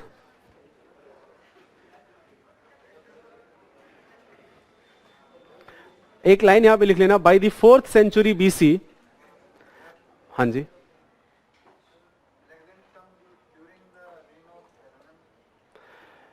So अब यहाँ पे exactly जैसे he came in 326 and if I look at the exact year, so for example जो पूरा नंद dynasty है that comes from 344 to 321. So I think he comes not at the time of, थोड़ा सा confusion है, he comes at the time of Dhananand, not Mahapadmanand. But what Mahapadmanand has left behind the legacy, Dhananand is not a very effective ruler, he is an arrogant ruler. But because of the legacy of Mahapadmananda and he had some information about Magad Empire, about their army, so his army, who is already quite exhausted, did not want to proceed any further. Okay. Dhananand. By the 4th century BC, write down, by the 4th century BC, foreign invasion, give the heading foreign invasions.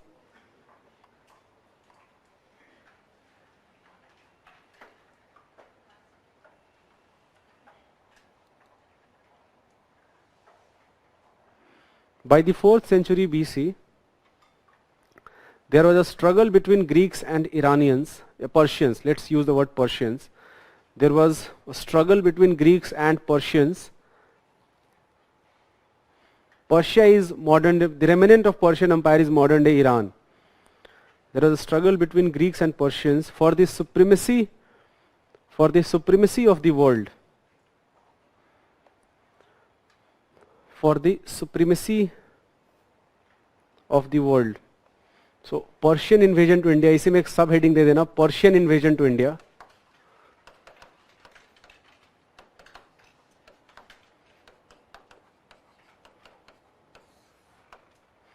Write down in one line. Achaemenian ruler Darius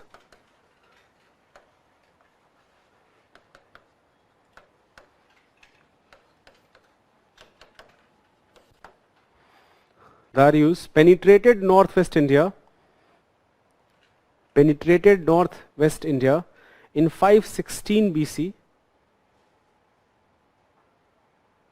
In 516 BC,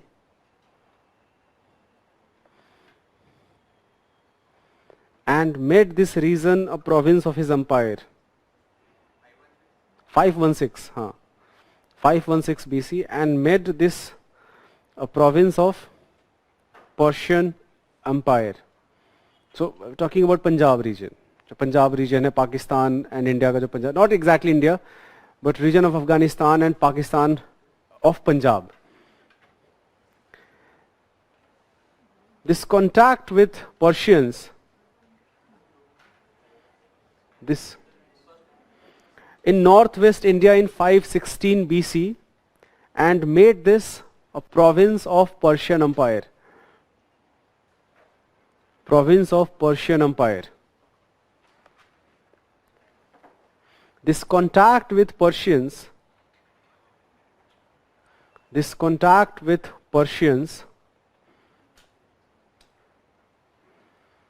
led to the development of Kharosthi script.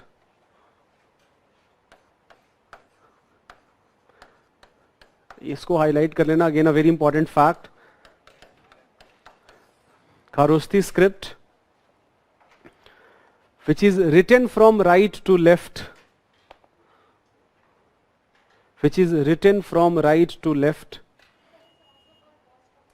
Sorry? What is it called? Bosto? I'm sorry, can you repeat? I'm not. Kisko? Acha, okay, I did not know that, thank you. That seems like a very difficult word. Written from right to left, just like Arabic languages.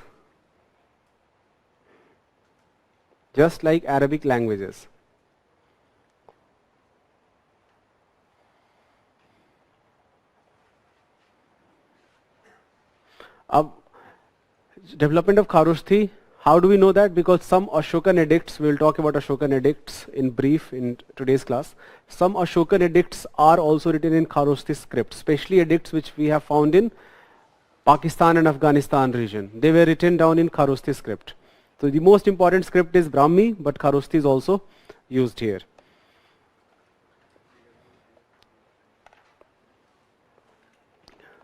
Greek invasion.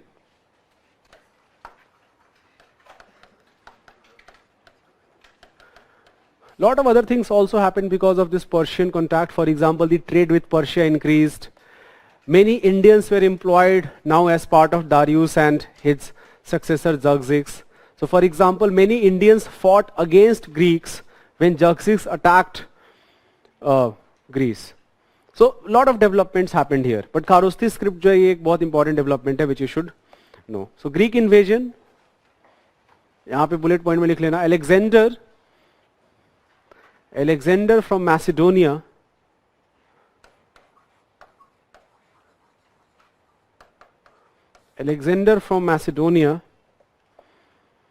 destroyed the Persian Empire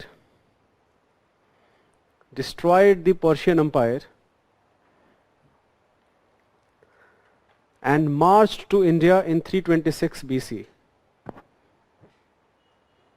Alexander from Macedonia destroyed Persian Empire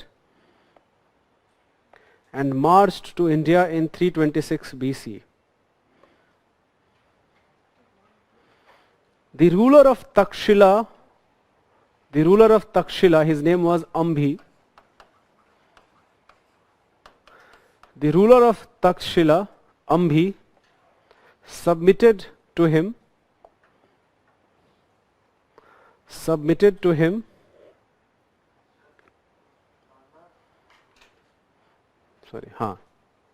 जो पूरा Gandhara province है, now it is actually there are two, so अभी अगला line लिख लो इसमें. However, he faced a strong resistance.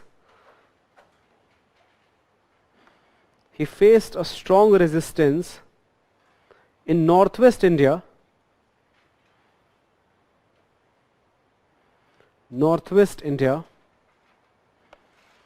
near the Jhelum River,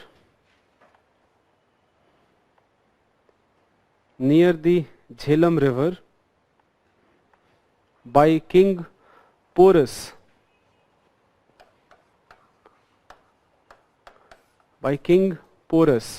He is also written at some places, you will find Puru.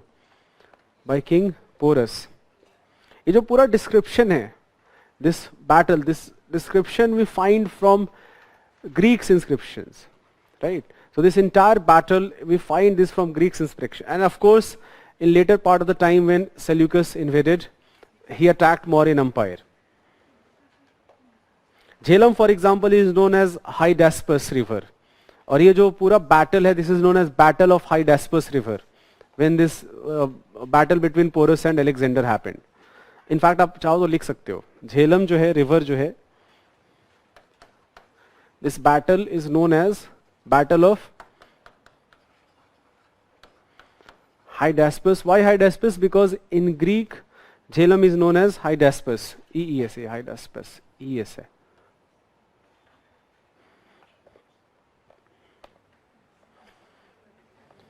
Porus was defeated,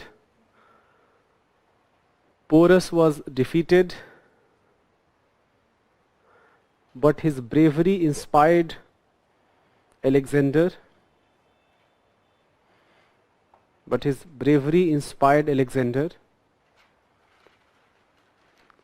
And he reinstated Porus as a satrap.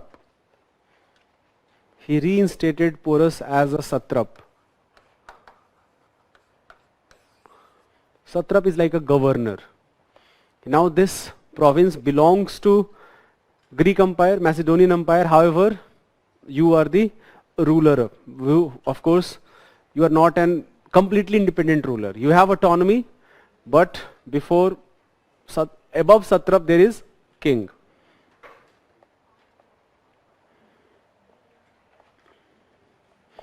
After this war,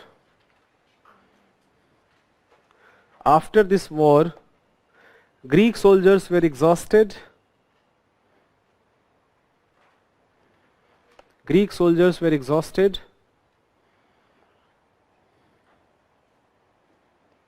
And they went back. They went back. He reinstated him as Satrap. Priyanka is saying, sir, repeat please. He reinstated him as Satrap. After this, the Greek soldiers were exhausted and went back without attacking the Nand ruler Dhananand. Without attacking the Nand ruler Dhananand.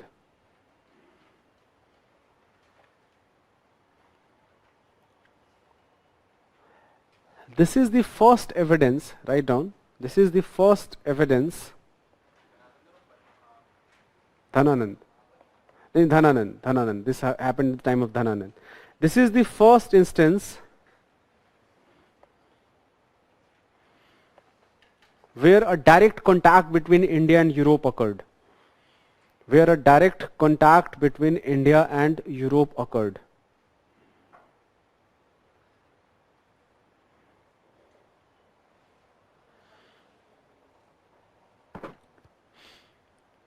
A lot of information about India. Lot of information about India was gathered by Greek historians. Was gathered by Greek historians.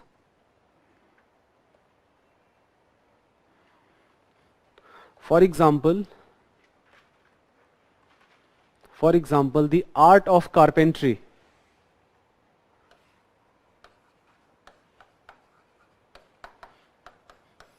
The art of carpentry finds a special mention. The art of carpentry finds a special mention in Greek accounts. In Greek accounts. So for example, boats, ships, chariots, all of this, they are very powerful. Boats, chariots and ships manufactured in India were very sturdy. Manufactured in India were very sturdy.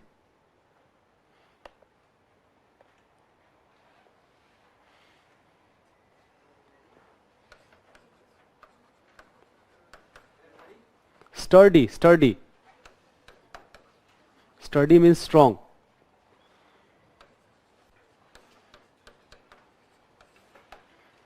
Mauryan Empire. Let's take a break here. We'll talk about Mauryan Empire after the break.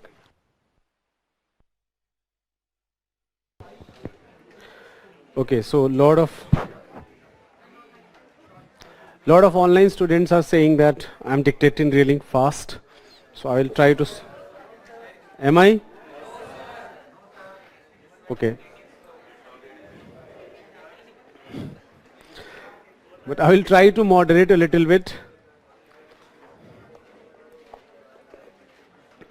Okay, so Chandragupta Maurya, he is the founder of Mauryan dynasty and the most important ruler. Ashoka is considered to be the greatest ruler of ancient India, but Chandragupta Maurya can be considered to be the most important ruler because he is the one who not only establishes the dynasty, but Ashoka frankly has very little left to won because Chandragupta Maurya almost won over the entire country. In fact, let me show you the Mauryan Empire, the extent of Mauryan Empire.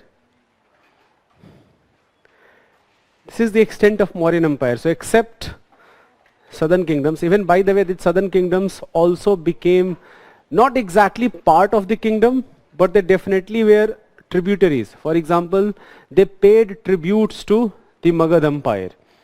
And except northeast, you can see that almost entire Indian subcontinent belonged to Mauryan Empire. So Magad, very soon, Magad in fact is the now Chandragupta Maurya first time जो राष्ट्र का concept जो emerge हुआ है later Vedic literatures में, a geographical entity surrounded by Indian Ocean and Himalaya. For the first time, this geographical entity becomes a political entity. For the first time, there is a ruler which is ruling the entire country. This happens very few times. For example, the next time it will happen during Samudragupta, but Samudragupta ka extent itna nahi hoga. Ashoka maintains this. So for example, Chandragupta Maurya has this much extent, goes up to south. Ashoka further extends it. Ashoka adds few more things, but he has very few things to add because everything is already been done by Chandragupta Maurya. Now, second time it happens is when Samudragupta, the second ruler of Gupta Empire. So he is Chandragupta I, not Chandragupta Maurya. Chandragupta of Gupta Empire, his son Samudragupta, and then his son Chandragupta II, who is often known as Vikramaditya, and we will be discussing about him in the next class. Samudragupta now establishes again a rule which covers almost entire country. The third and fourth time it occurs, not exactly as an empire, but the third time it occurs, it actually happens in medieval India. When Alauddin Khilji wins over almost all of the Indian kingdoms. He did not establish, for example, he did not try to rule these kingdoms, but he did win over all of these kingdoms. And the fourth time it occurs is when again another Delhi Sultan, Muhammad bin Tughlaq, does the same thing. And finally, next time it occurs is Akbar. So Akbar did not reach in this part, but he definitely ruled over this entire Deccan area and almost all of India as well as regions of northwest frontier. So it has occurred very few times.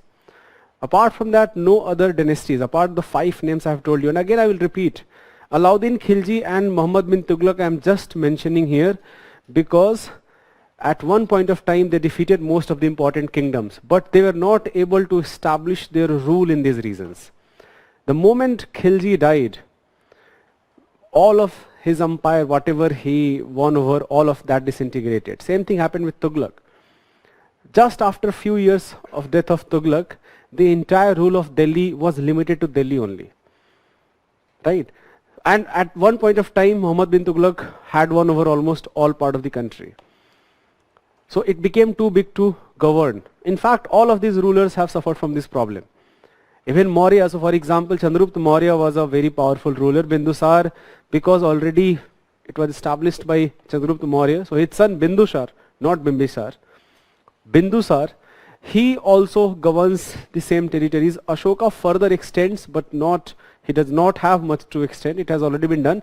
But the later rulers, and you find out that later Mauryan rulers, they are not able to maintain all this empire because other kings also, other chiefs also, they have also accumulated a lot of iron. They are also having a lot of agriculture surplus. And because of all that, they have also started trading. Many kingdoms emerges later. So for example, a very important kingdom which will emerge in the central India, in this part of the country, is called Satvahana kingdom. We'll discuss about that. So however, Mauryan empire does exist for a few hundred of years, but apart from these 3 important rulers, the empire gradually disintegrates. And the next time an empire emerges is actually Gupta Empire. Okay, so this is a very important theme. A very interesting story about Bindusar also.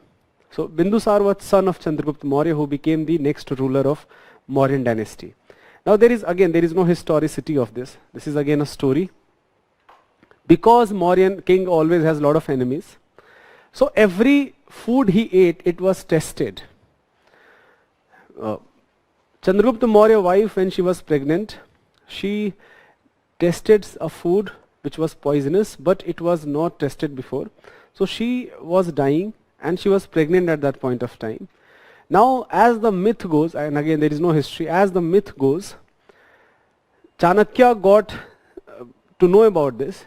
Chanakya was also a very famous surgeon. Again, we do not have historicity. You'll have to, I will keep repeating that. Do not use this as a historic source. I'm telling you the name Bindusar. Why the name Bindusar? There is a myth surrounding it. So Chanakya conducts a surgery and he takes out this baby who is one drop of poison he actually engulfs one drop of poison, but it does not kill him. But because of this one drop of poison, his name is Bindusar, point, Sar is poison. The mother dies, but the baby survives. And because of this, he is named as Bindusar. So इसका कोई हमारे पास historic proof नहीं है, but this is again a very famous myth. So anyways, write down few things here.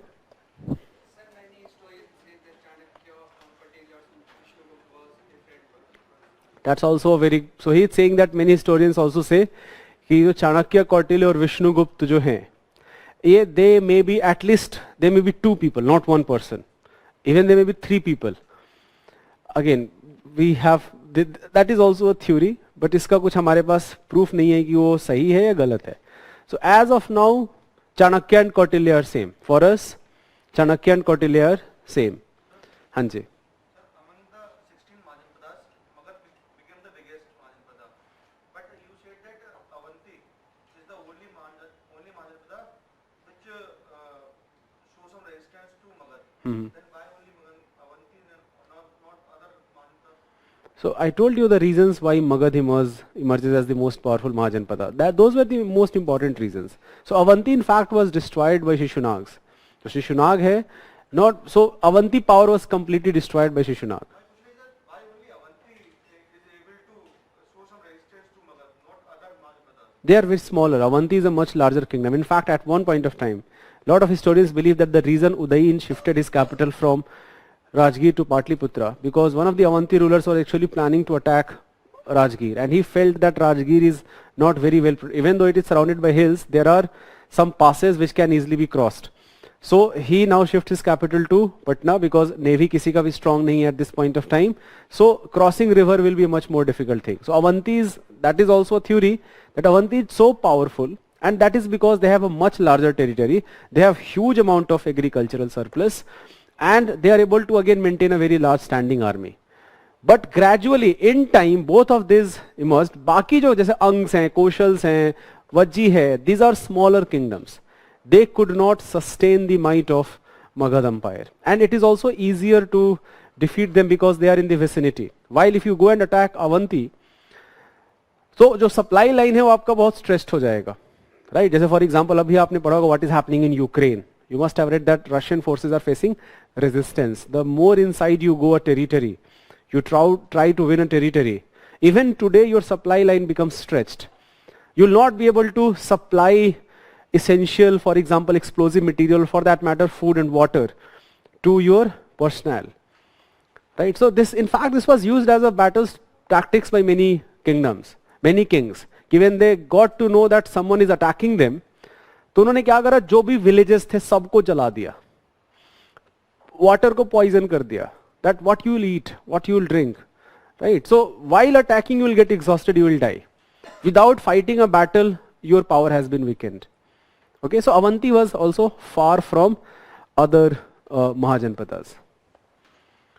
Okay, so again, as there are two differing accounts regarding Chandragupta Maurya, who was he? As of now, the most accepted theory is that he belonged to a very famous clan which ruled Gorakhpur, modern day Gorakhpur. However, there is another account which tells us that he was son of a Shudra woman named Mura, and from there the term Maurya. But we do not have any way to verify these accounts, but we do know that he emerges as the most powerful king with the help of his advisor Chanakya, who also writes Arthashastra. Arthashastra is the first textbook which defines state and what are the responsibilities of state. So just write down few things here.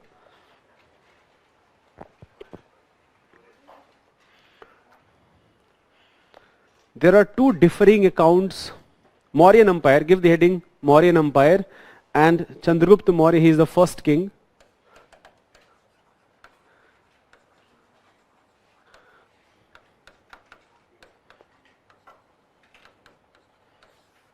So let's first understand the political dynasty. Especially I'm going to only focus on three kings, Chandragupta Maurya, Bindusar, and mainly Ashoka.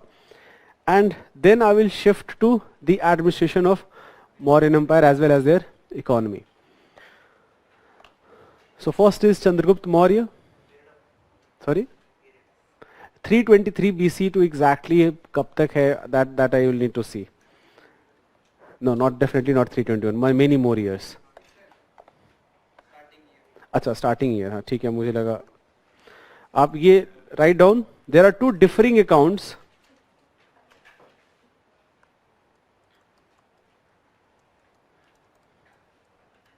there are two differing accounts regarding the origin of Chandragupta Maurya. Regarding the origin of Chandragupta Maurya.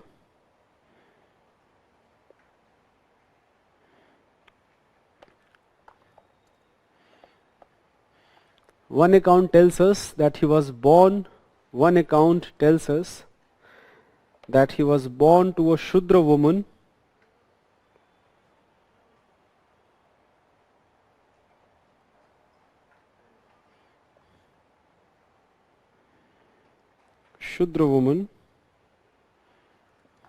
named Mura,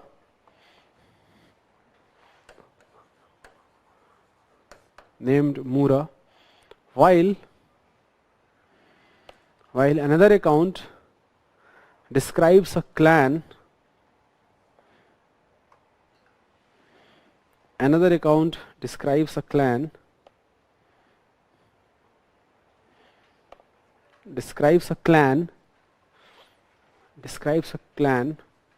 which was ruling Pipla Diwana, which is modern Gorakhpur.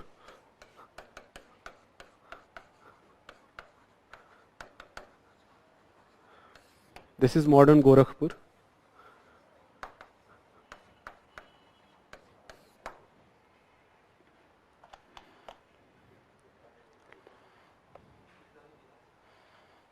Pipla Niwana.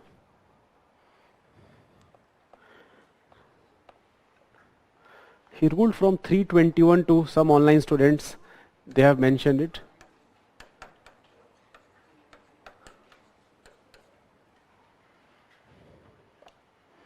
With the help of Chanakya,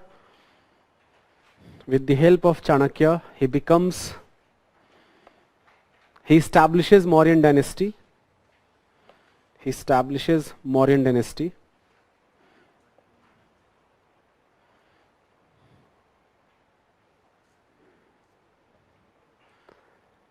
ये जो पूरा का पूरा description है Chandragupta Maurya and Chanakya, that is written in a very very famous play called Mudrarakshasa, written by Vishakha Dutt. पता होना चाहिए, आप लिख सकते हो. The victory of Chandragupta Maurya, and the role of Chanakya,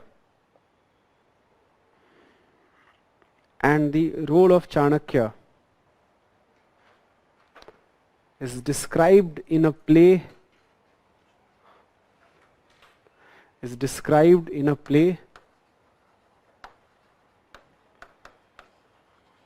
Mudra Rakshas, written by Vishakha Dutt.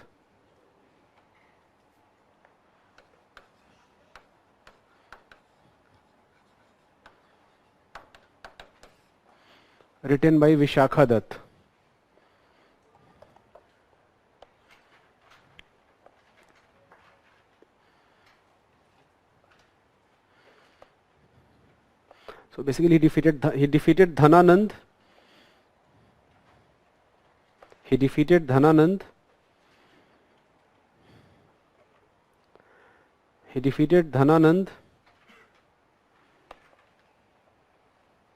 And later also captured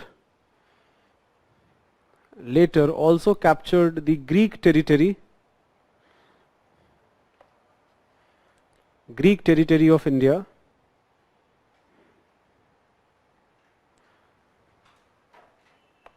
from Seleucus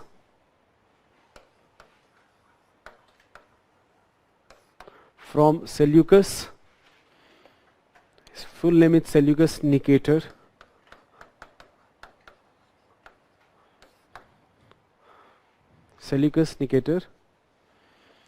Who was appointed as governor by Alexander.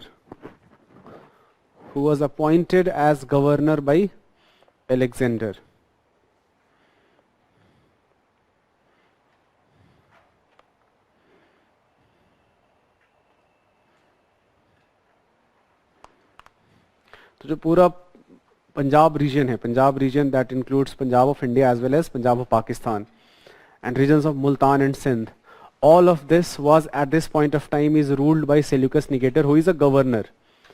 Now, when Seleucus is defeated by Chandragupta Maurya, not only he gives him lot of gifts, for example, many elephants, but his daughter is also married to, his daughter named Helena, she is also married to Chandragupta Maurya. आप एक line में लिख सकते हो. Daughter of Seleucus, Helena was married to Chandragupta Maurya. Daughter of Seleucus, Helena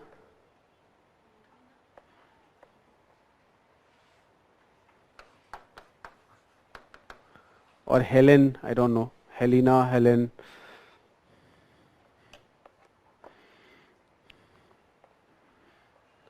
Was married to Chandragupta Maurya. Megasthenes, very important name.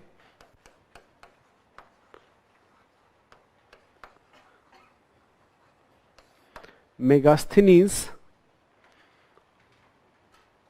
was appointed as an ambassador, as a Greek ambassador. Megasthenes was appointed as a Greek ambassador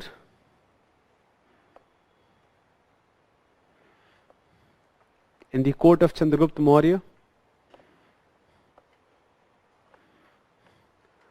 His book Indica,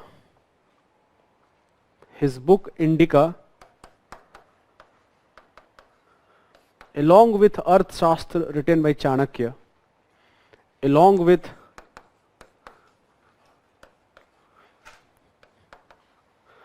Arthashastra written by Chanakya, his book Indica along with Arthashastra written by Chanakya gives details of Mauryan administration. Gives details of Mauryan administration.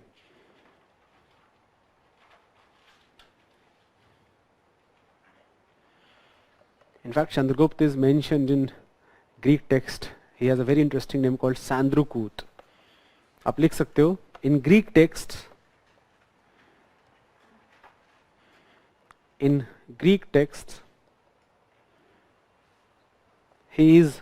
Chandragupta Maurya is known as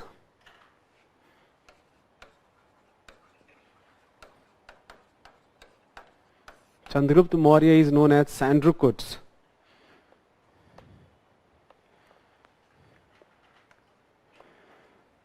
In Greek texts, he is known as Sandrukuts. So, by the way, जो Indica जो book है, we haven't found the entire Indica. We only have remnants of Indica, but it does give a very good description of India. So, whatever we have deconstructed from Indica, plus whatever is written in Arthashastra, these are the two most important accounts apart from archaeology, because whatever is mentioned in Indica, whatever is mentioned in Arthashastra and description of Mahajanpadas, archaeology now plays a very important role in deconstructing history. So for example, all the places which are mentioned, based on the textual information, जो archaeological department, archaeological survey of India है, it has dug many of those sites, and almost every description of Mahajanpadas as well as about Mauryan Empire, it matches very perfectly. For example, the description of Patna, that matches very perfectly with what Megasthenes wrote about Patliputra and what is mentioned in Arthashastra also. So first textual information and then later confirmed by archaeology. These are the most important sources to deconstruct Mauryan Empire. एक last line लिख लेना इसमें. In later part of his life,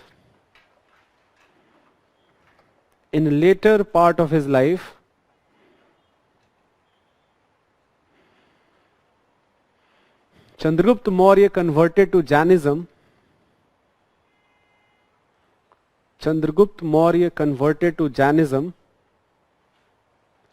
Under Bhadrabahu.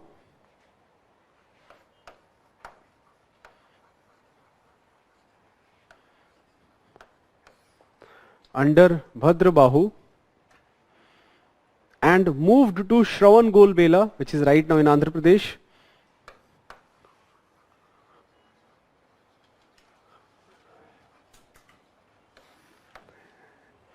Shravangolbela,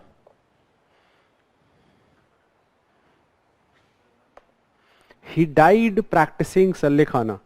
I will explain what Sallekhana is.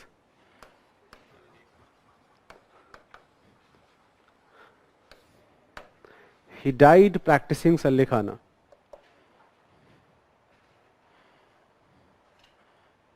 Sallekhana is a Jain practice where people, when old age people, they, in a way, so in fact this is actually a very famous legal question, even right, it's a very famous legal constitutional question. Sallekhana basically where people, old age people, they gradually weaken themselves by fasting more and more so that their death can be escalated. They can die much faster. It's a very accepted practice among Jains. However, few years back this became a very important legal question as part of Article 21. Polity पढ़ा है? So her fundamental right का एक जो opposite है, that is also true. For example, if I have right to freedom of speech, then I also have right to remain silent. No one can deny me that right. So all negatives of fundamental right, that is applicable except for Article 21. I have right to life, but I do not have right to die. So this actually becomes a very important constitutional question. ये जो Sallekhana, which is a religious practice, in a way, can it be considered suicide? And in that case, what will be the legal sanctity of this practice? So from time to time, this becomes a very important question. बहुत सारे Supreme Court के आपको judgment मिल जाएंगे. Priyanka is saying why they want to die.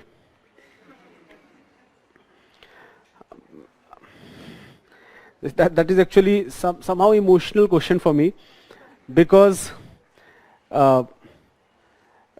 अगर आपके घर में कोई बहुत अगर जैसे for example initially I thought the same thing, that why would someone do it, right? Shravan Belgola, अच्छा Shravan Belgola, हाँ sorry. Sorry.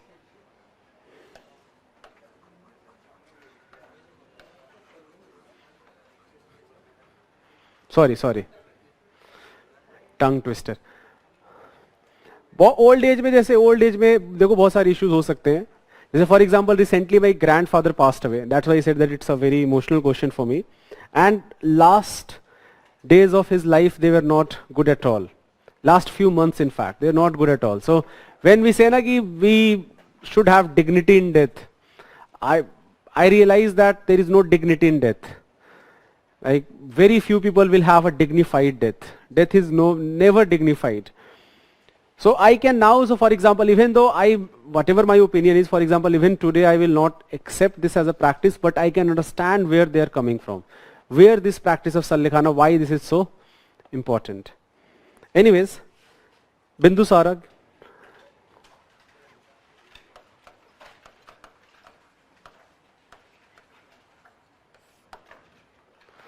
Bindusara, he ruled from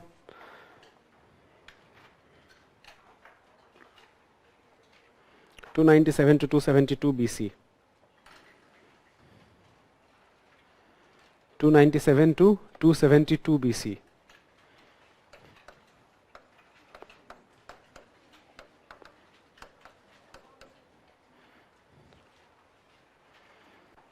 He inhabited a large Mauryan territory. He inhabited the large Mauryan territory.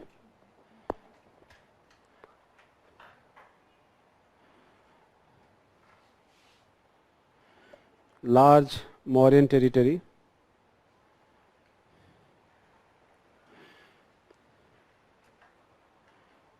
Almost the whole of India.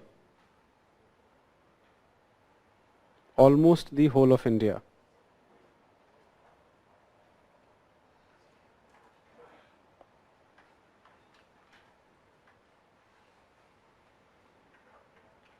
Almost the whole of India. In later part of his life,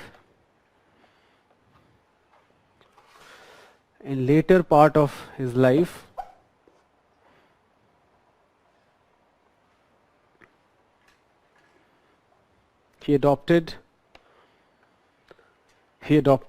Ajivika.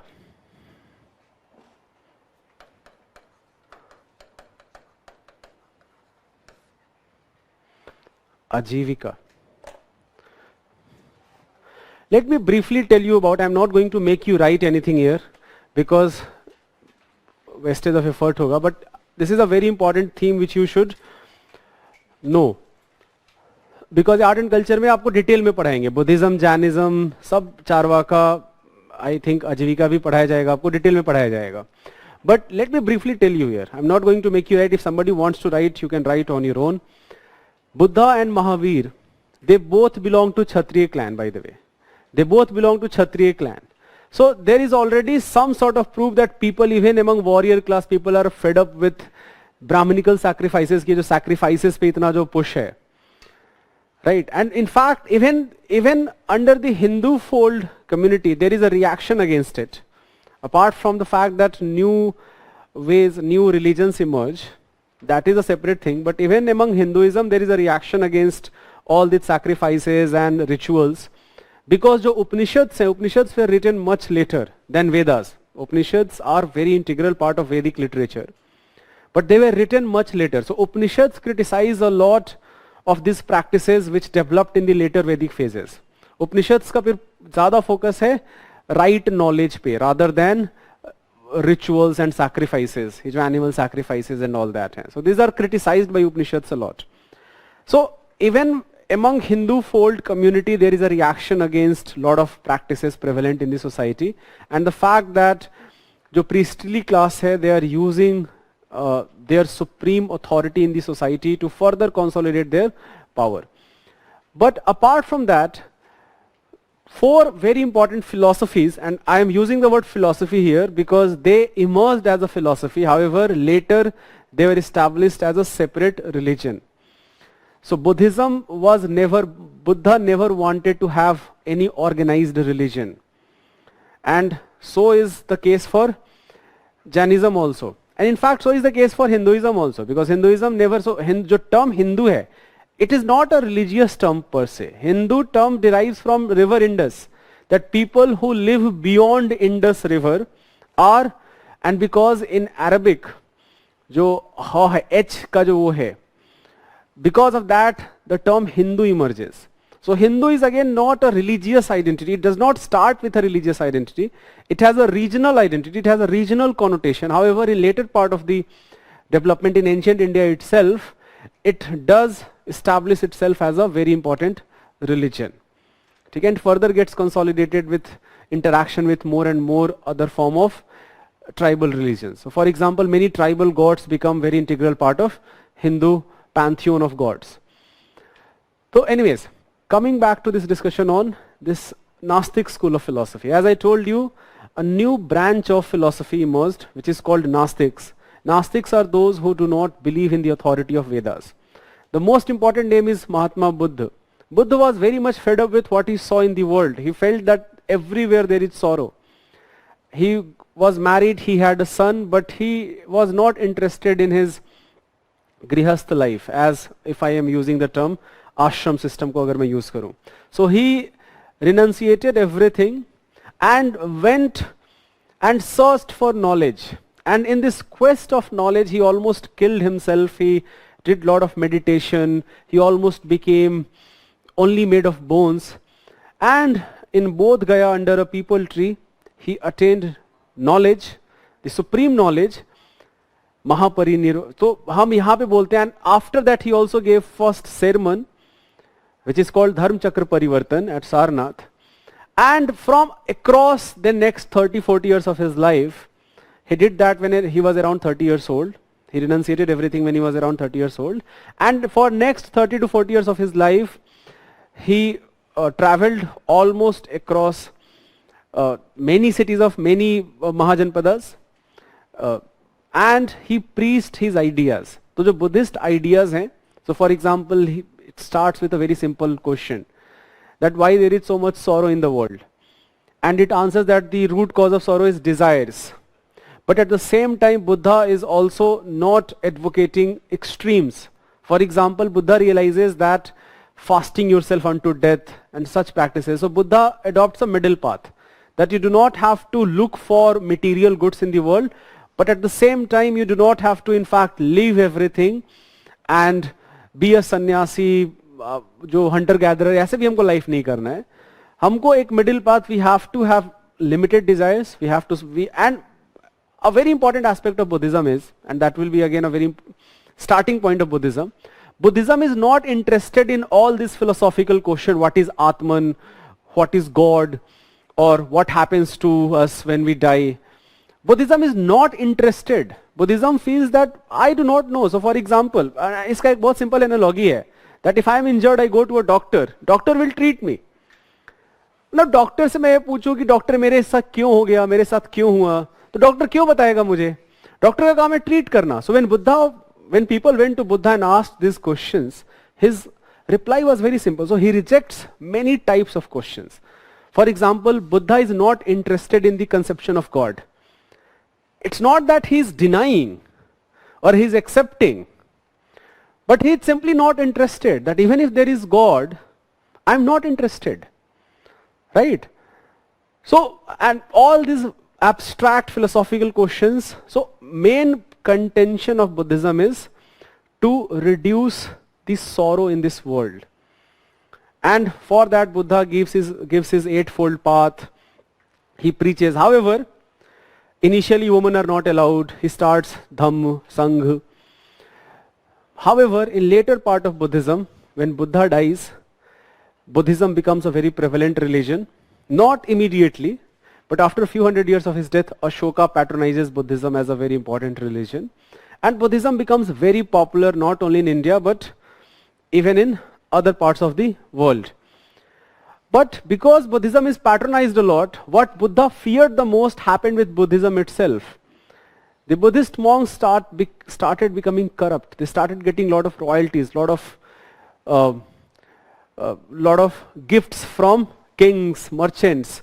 This is again a very important theme. जो merchant class है, जो वैश्य community है, they patronized both Buddhism and Jainism a lot. They were very much interested in Buddhism and Jainism because first of all, Buddhism and Jainism, it is not interested in social differentiation. ये जो वर्णा classification है, ये इसे interest नहीं है. Another reason is that ये जो वैश्य class है, जो community है, they are not interested in warfare.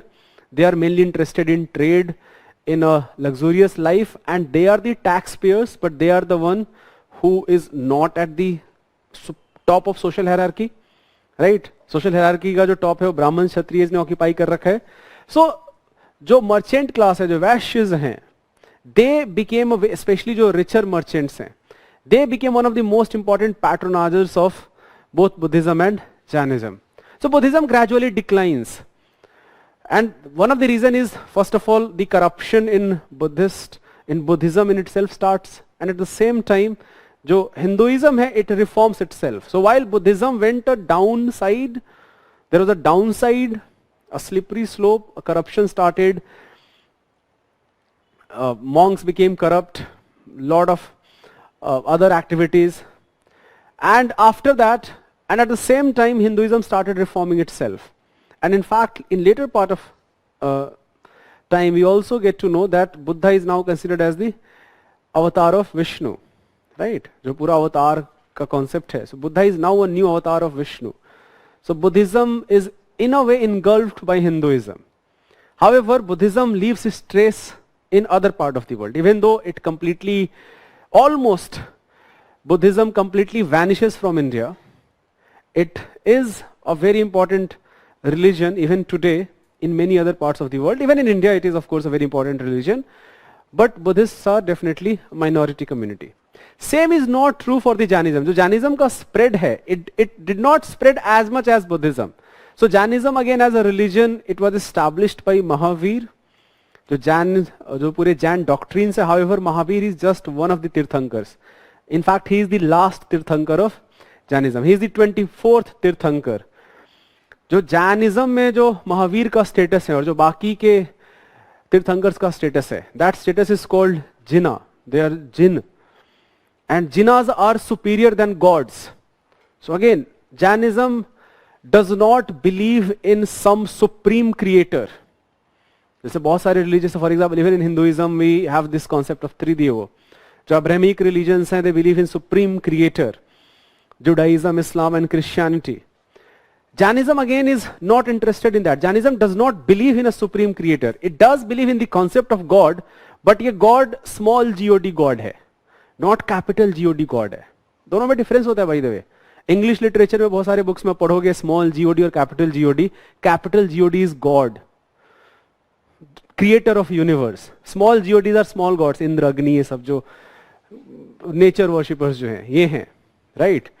So Jainism is not interested. Jainism again does not believe that there is a. Jainism believes that universe was always there. It will always remain in existence. However, Jainism does not spread as much as Buddhism because of its extremities. This extreme of non-violence. कि हम जैसे in fact agriculture भी हम नहीं करेंगे because even during agriculture lot of species may have been killed. So ये जो Buddhism Jainism का एक फंडामेंटल डिफरेंस है वो यहाँ पे आता है. While Buddha adopts a middle path, जो जैनिज्म है it adopts a extreme path. So Jainism does not spread that much, but it does remain part of Indian subcontinent. So even today, Jainism is a very important religion in India, right? You will get to know about different branches of Jainism, different branches. So for example, Buddhism later divides into Mahayana and Hinayan. Another Theravadis also emerge. Similarly, in Digambars and Shvetambars emerges in Jainism. Further, many divisions occur. Those will be discussion of art and culture classes. The next two philosophies, Buddhism, Jainism, I'm very sure all of you already know. But next two philosophy, which is again very important, which we should know about. The first is called Lokayat philosophy.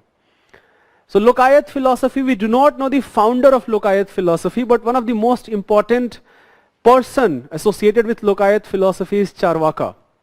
Now Charvaka completely rejects the authority of Veda and Brahmanical supremacy. Charvaka is a very rational school of thought, a very scientific orientation. Charvaka is not even again very similar to Buddhism. He is not interested in things like after birth or whatever. Because Charvaka का बहुत simple contention है. Things which I cannot prove, right? Which cannot be rationally explained. Why would I bother about it?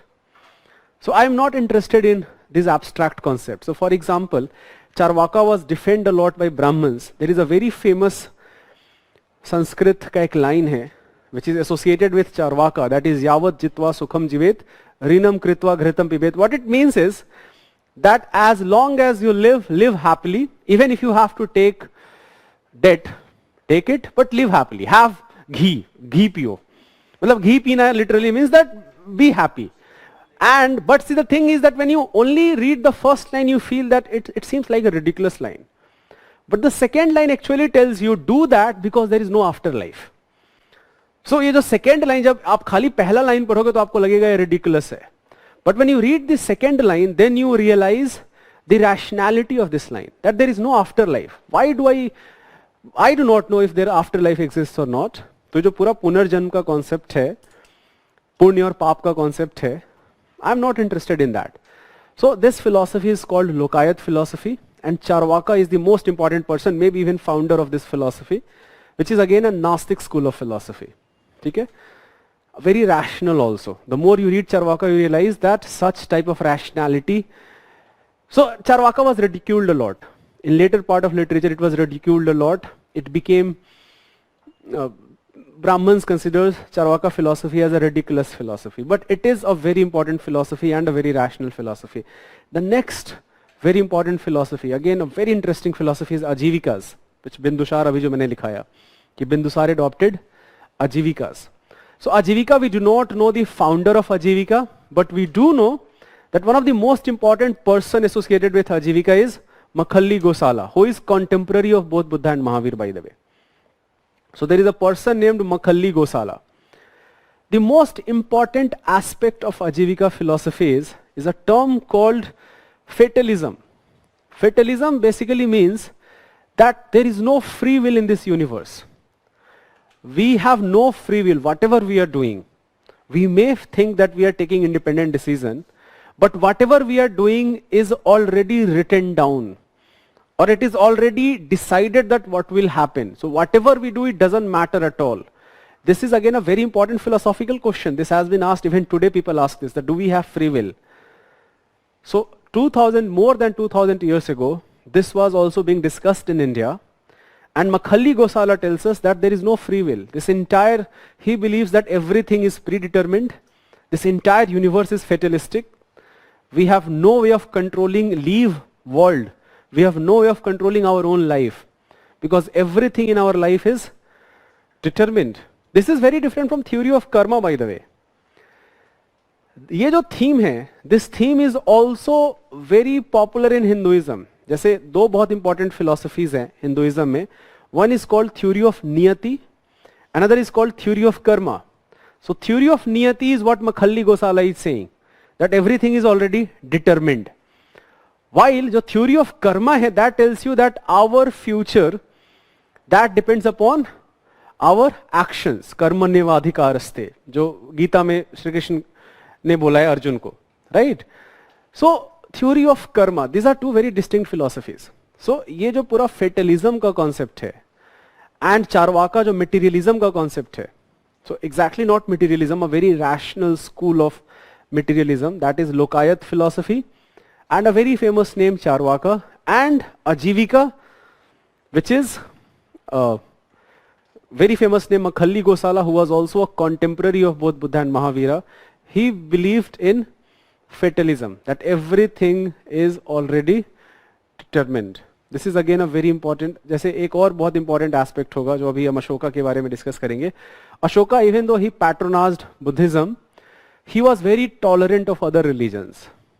And one of the examples is that he in fact patronized many caves where Ajivikas could go and stay. And one of the most important caves is Barabar caves in Bihar.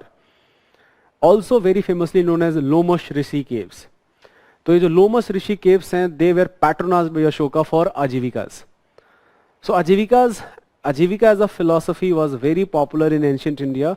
What happened to it later, how it declined, or maybe it was a larger part of Hinduism, we have no way of knowing that, especially what happened to it. But we do know that Makhalli Gosala existed and he also preached about fatalism. Anyway, so I'm not going to make you write all these things because ये detail में आपको art and culture में भी पढ़ाएंगे, but ये बहुत important theme है.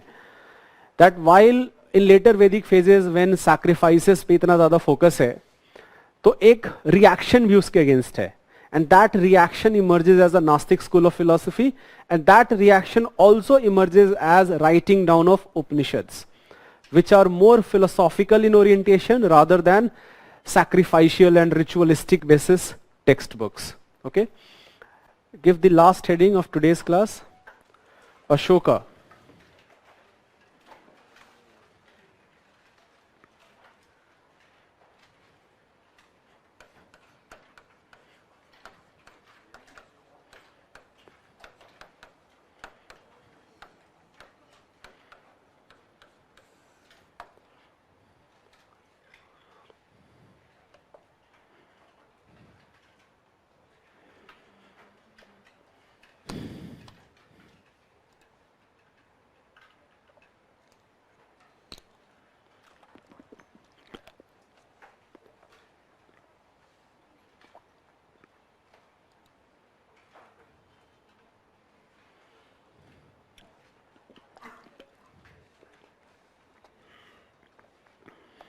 James Prinsep, write down, एक सबसे पहला नाम हम यही डिस्कस कर लेते हैं. जो अशोकन इंस्क्रिप्शंस हैं, how do we know about Ashoka? Because Ashoka left lot of his accounts on inscriptions, many inscriptions, and this inscriptions are found across India, even in Pakistan and Afghanistan.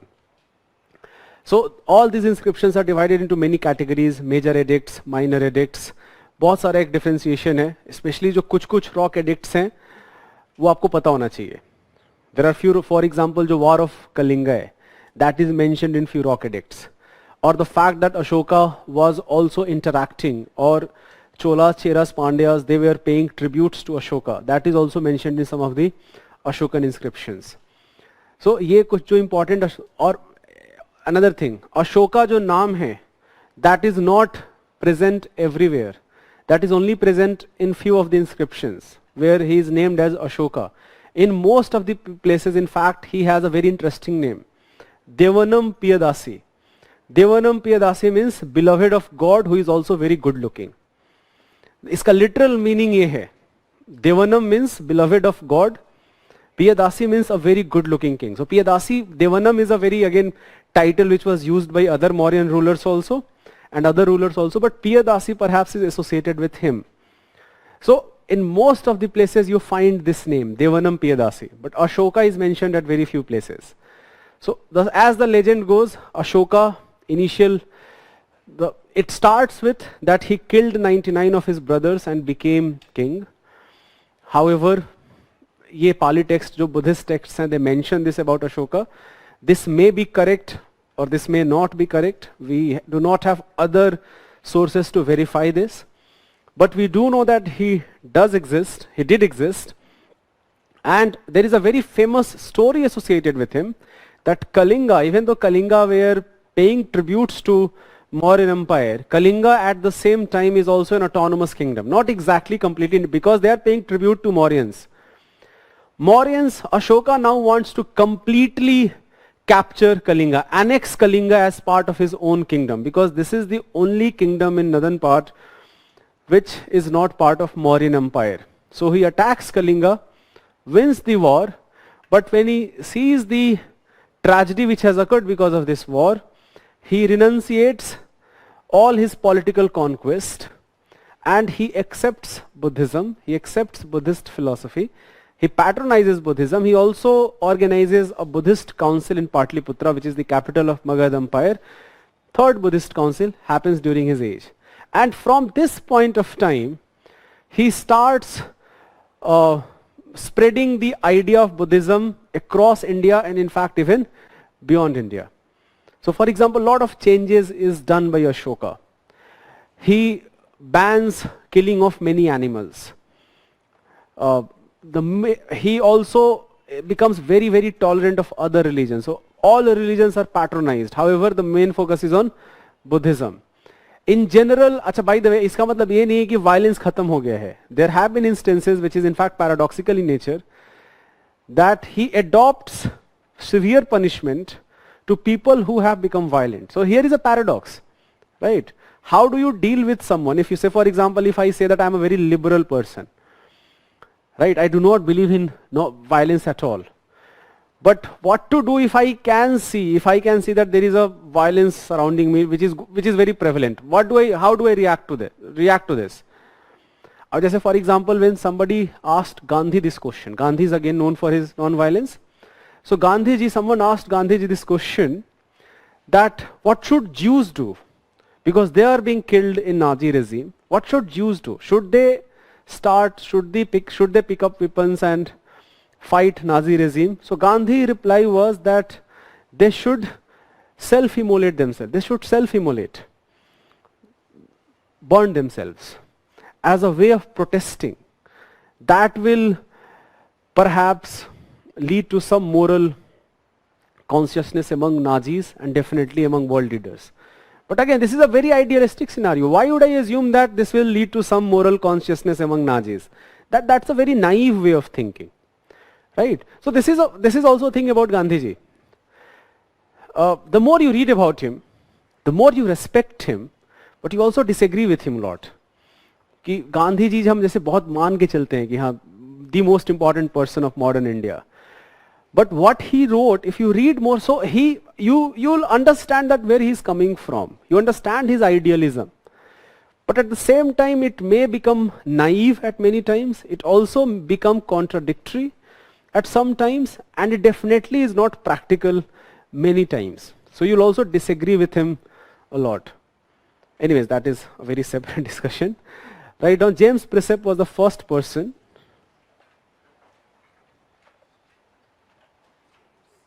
James Precept.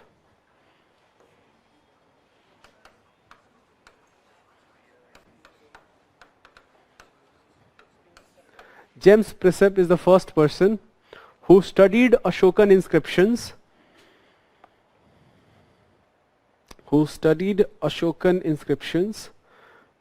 and deciphered it.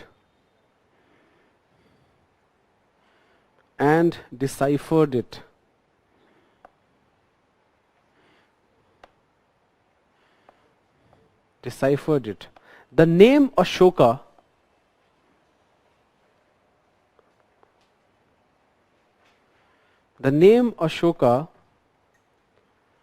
is found at Musky and Gurjar. I will talk about Ashokan inscriptions in detail, their geographical location next class. But अभी खाली अशोका के बारे में कुछ लिख लो. Musky and Gurjar. In most of the places,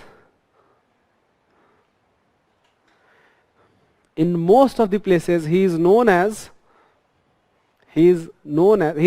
as, not known as, he is written as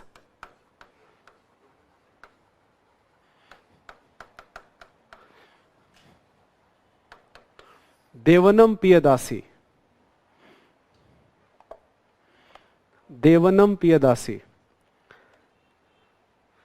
Beloved of God, who is also good looking. It literally means bracket में आप लिख सकते हो. Beloved of God,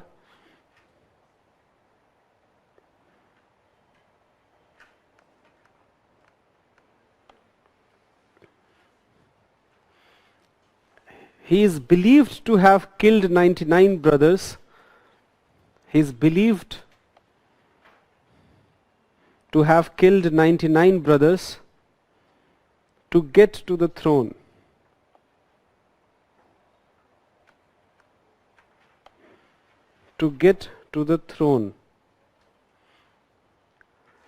I will repeat, there is no historical verification. This is Ashoka का जो biography है. You find Ashoka biography in many Pali texts associated with Buddhist literature, but they cannot be considered as a source of history because there are contradictions and there are exaggerations. बहुत जगह बहुत सारे exaggerations हैं, so we cannot verify that. He is considered to be the greatest ruler of Mauryan Empire. He is considered to be the greatest ruler of Mauryan Empire.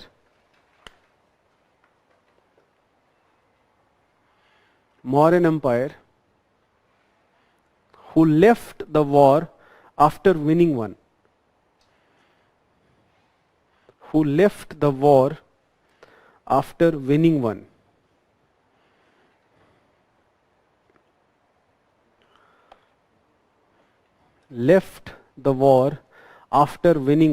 After war of Kalinga, write down next bullet point. After war of Kalinga,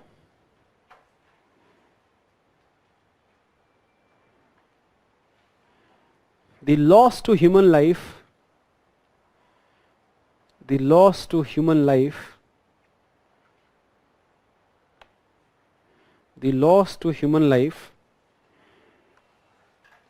created a lot of grief for Ashoka.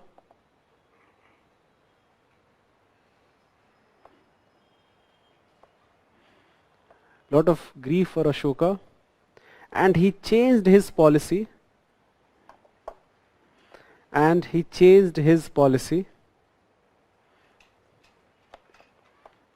From physical conquest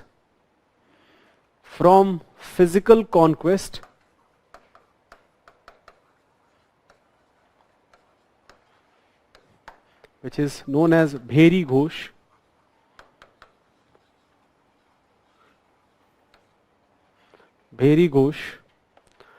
to cultural conquest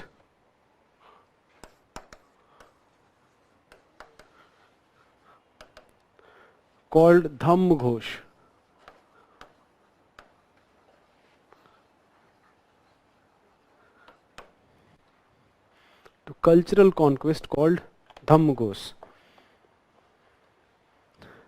He converted to Buddhism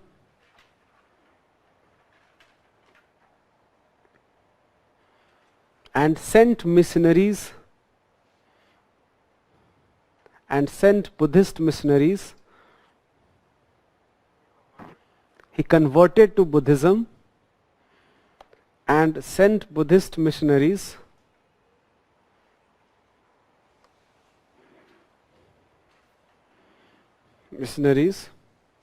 all over India,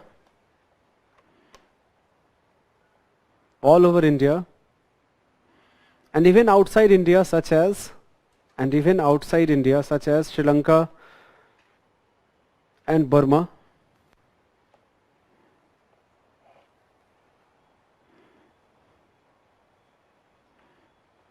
Sri Lanka and Burma. He also conducted, next bullet point likh lena, he also conducted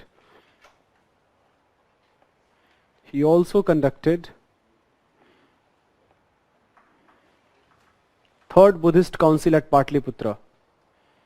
Third Buddhist Council at Patliputra.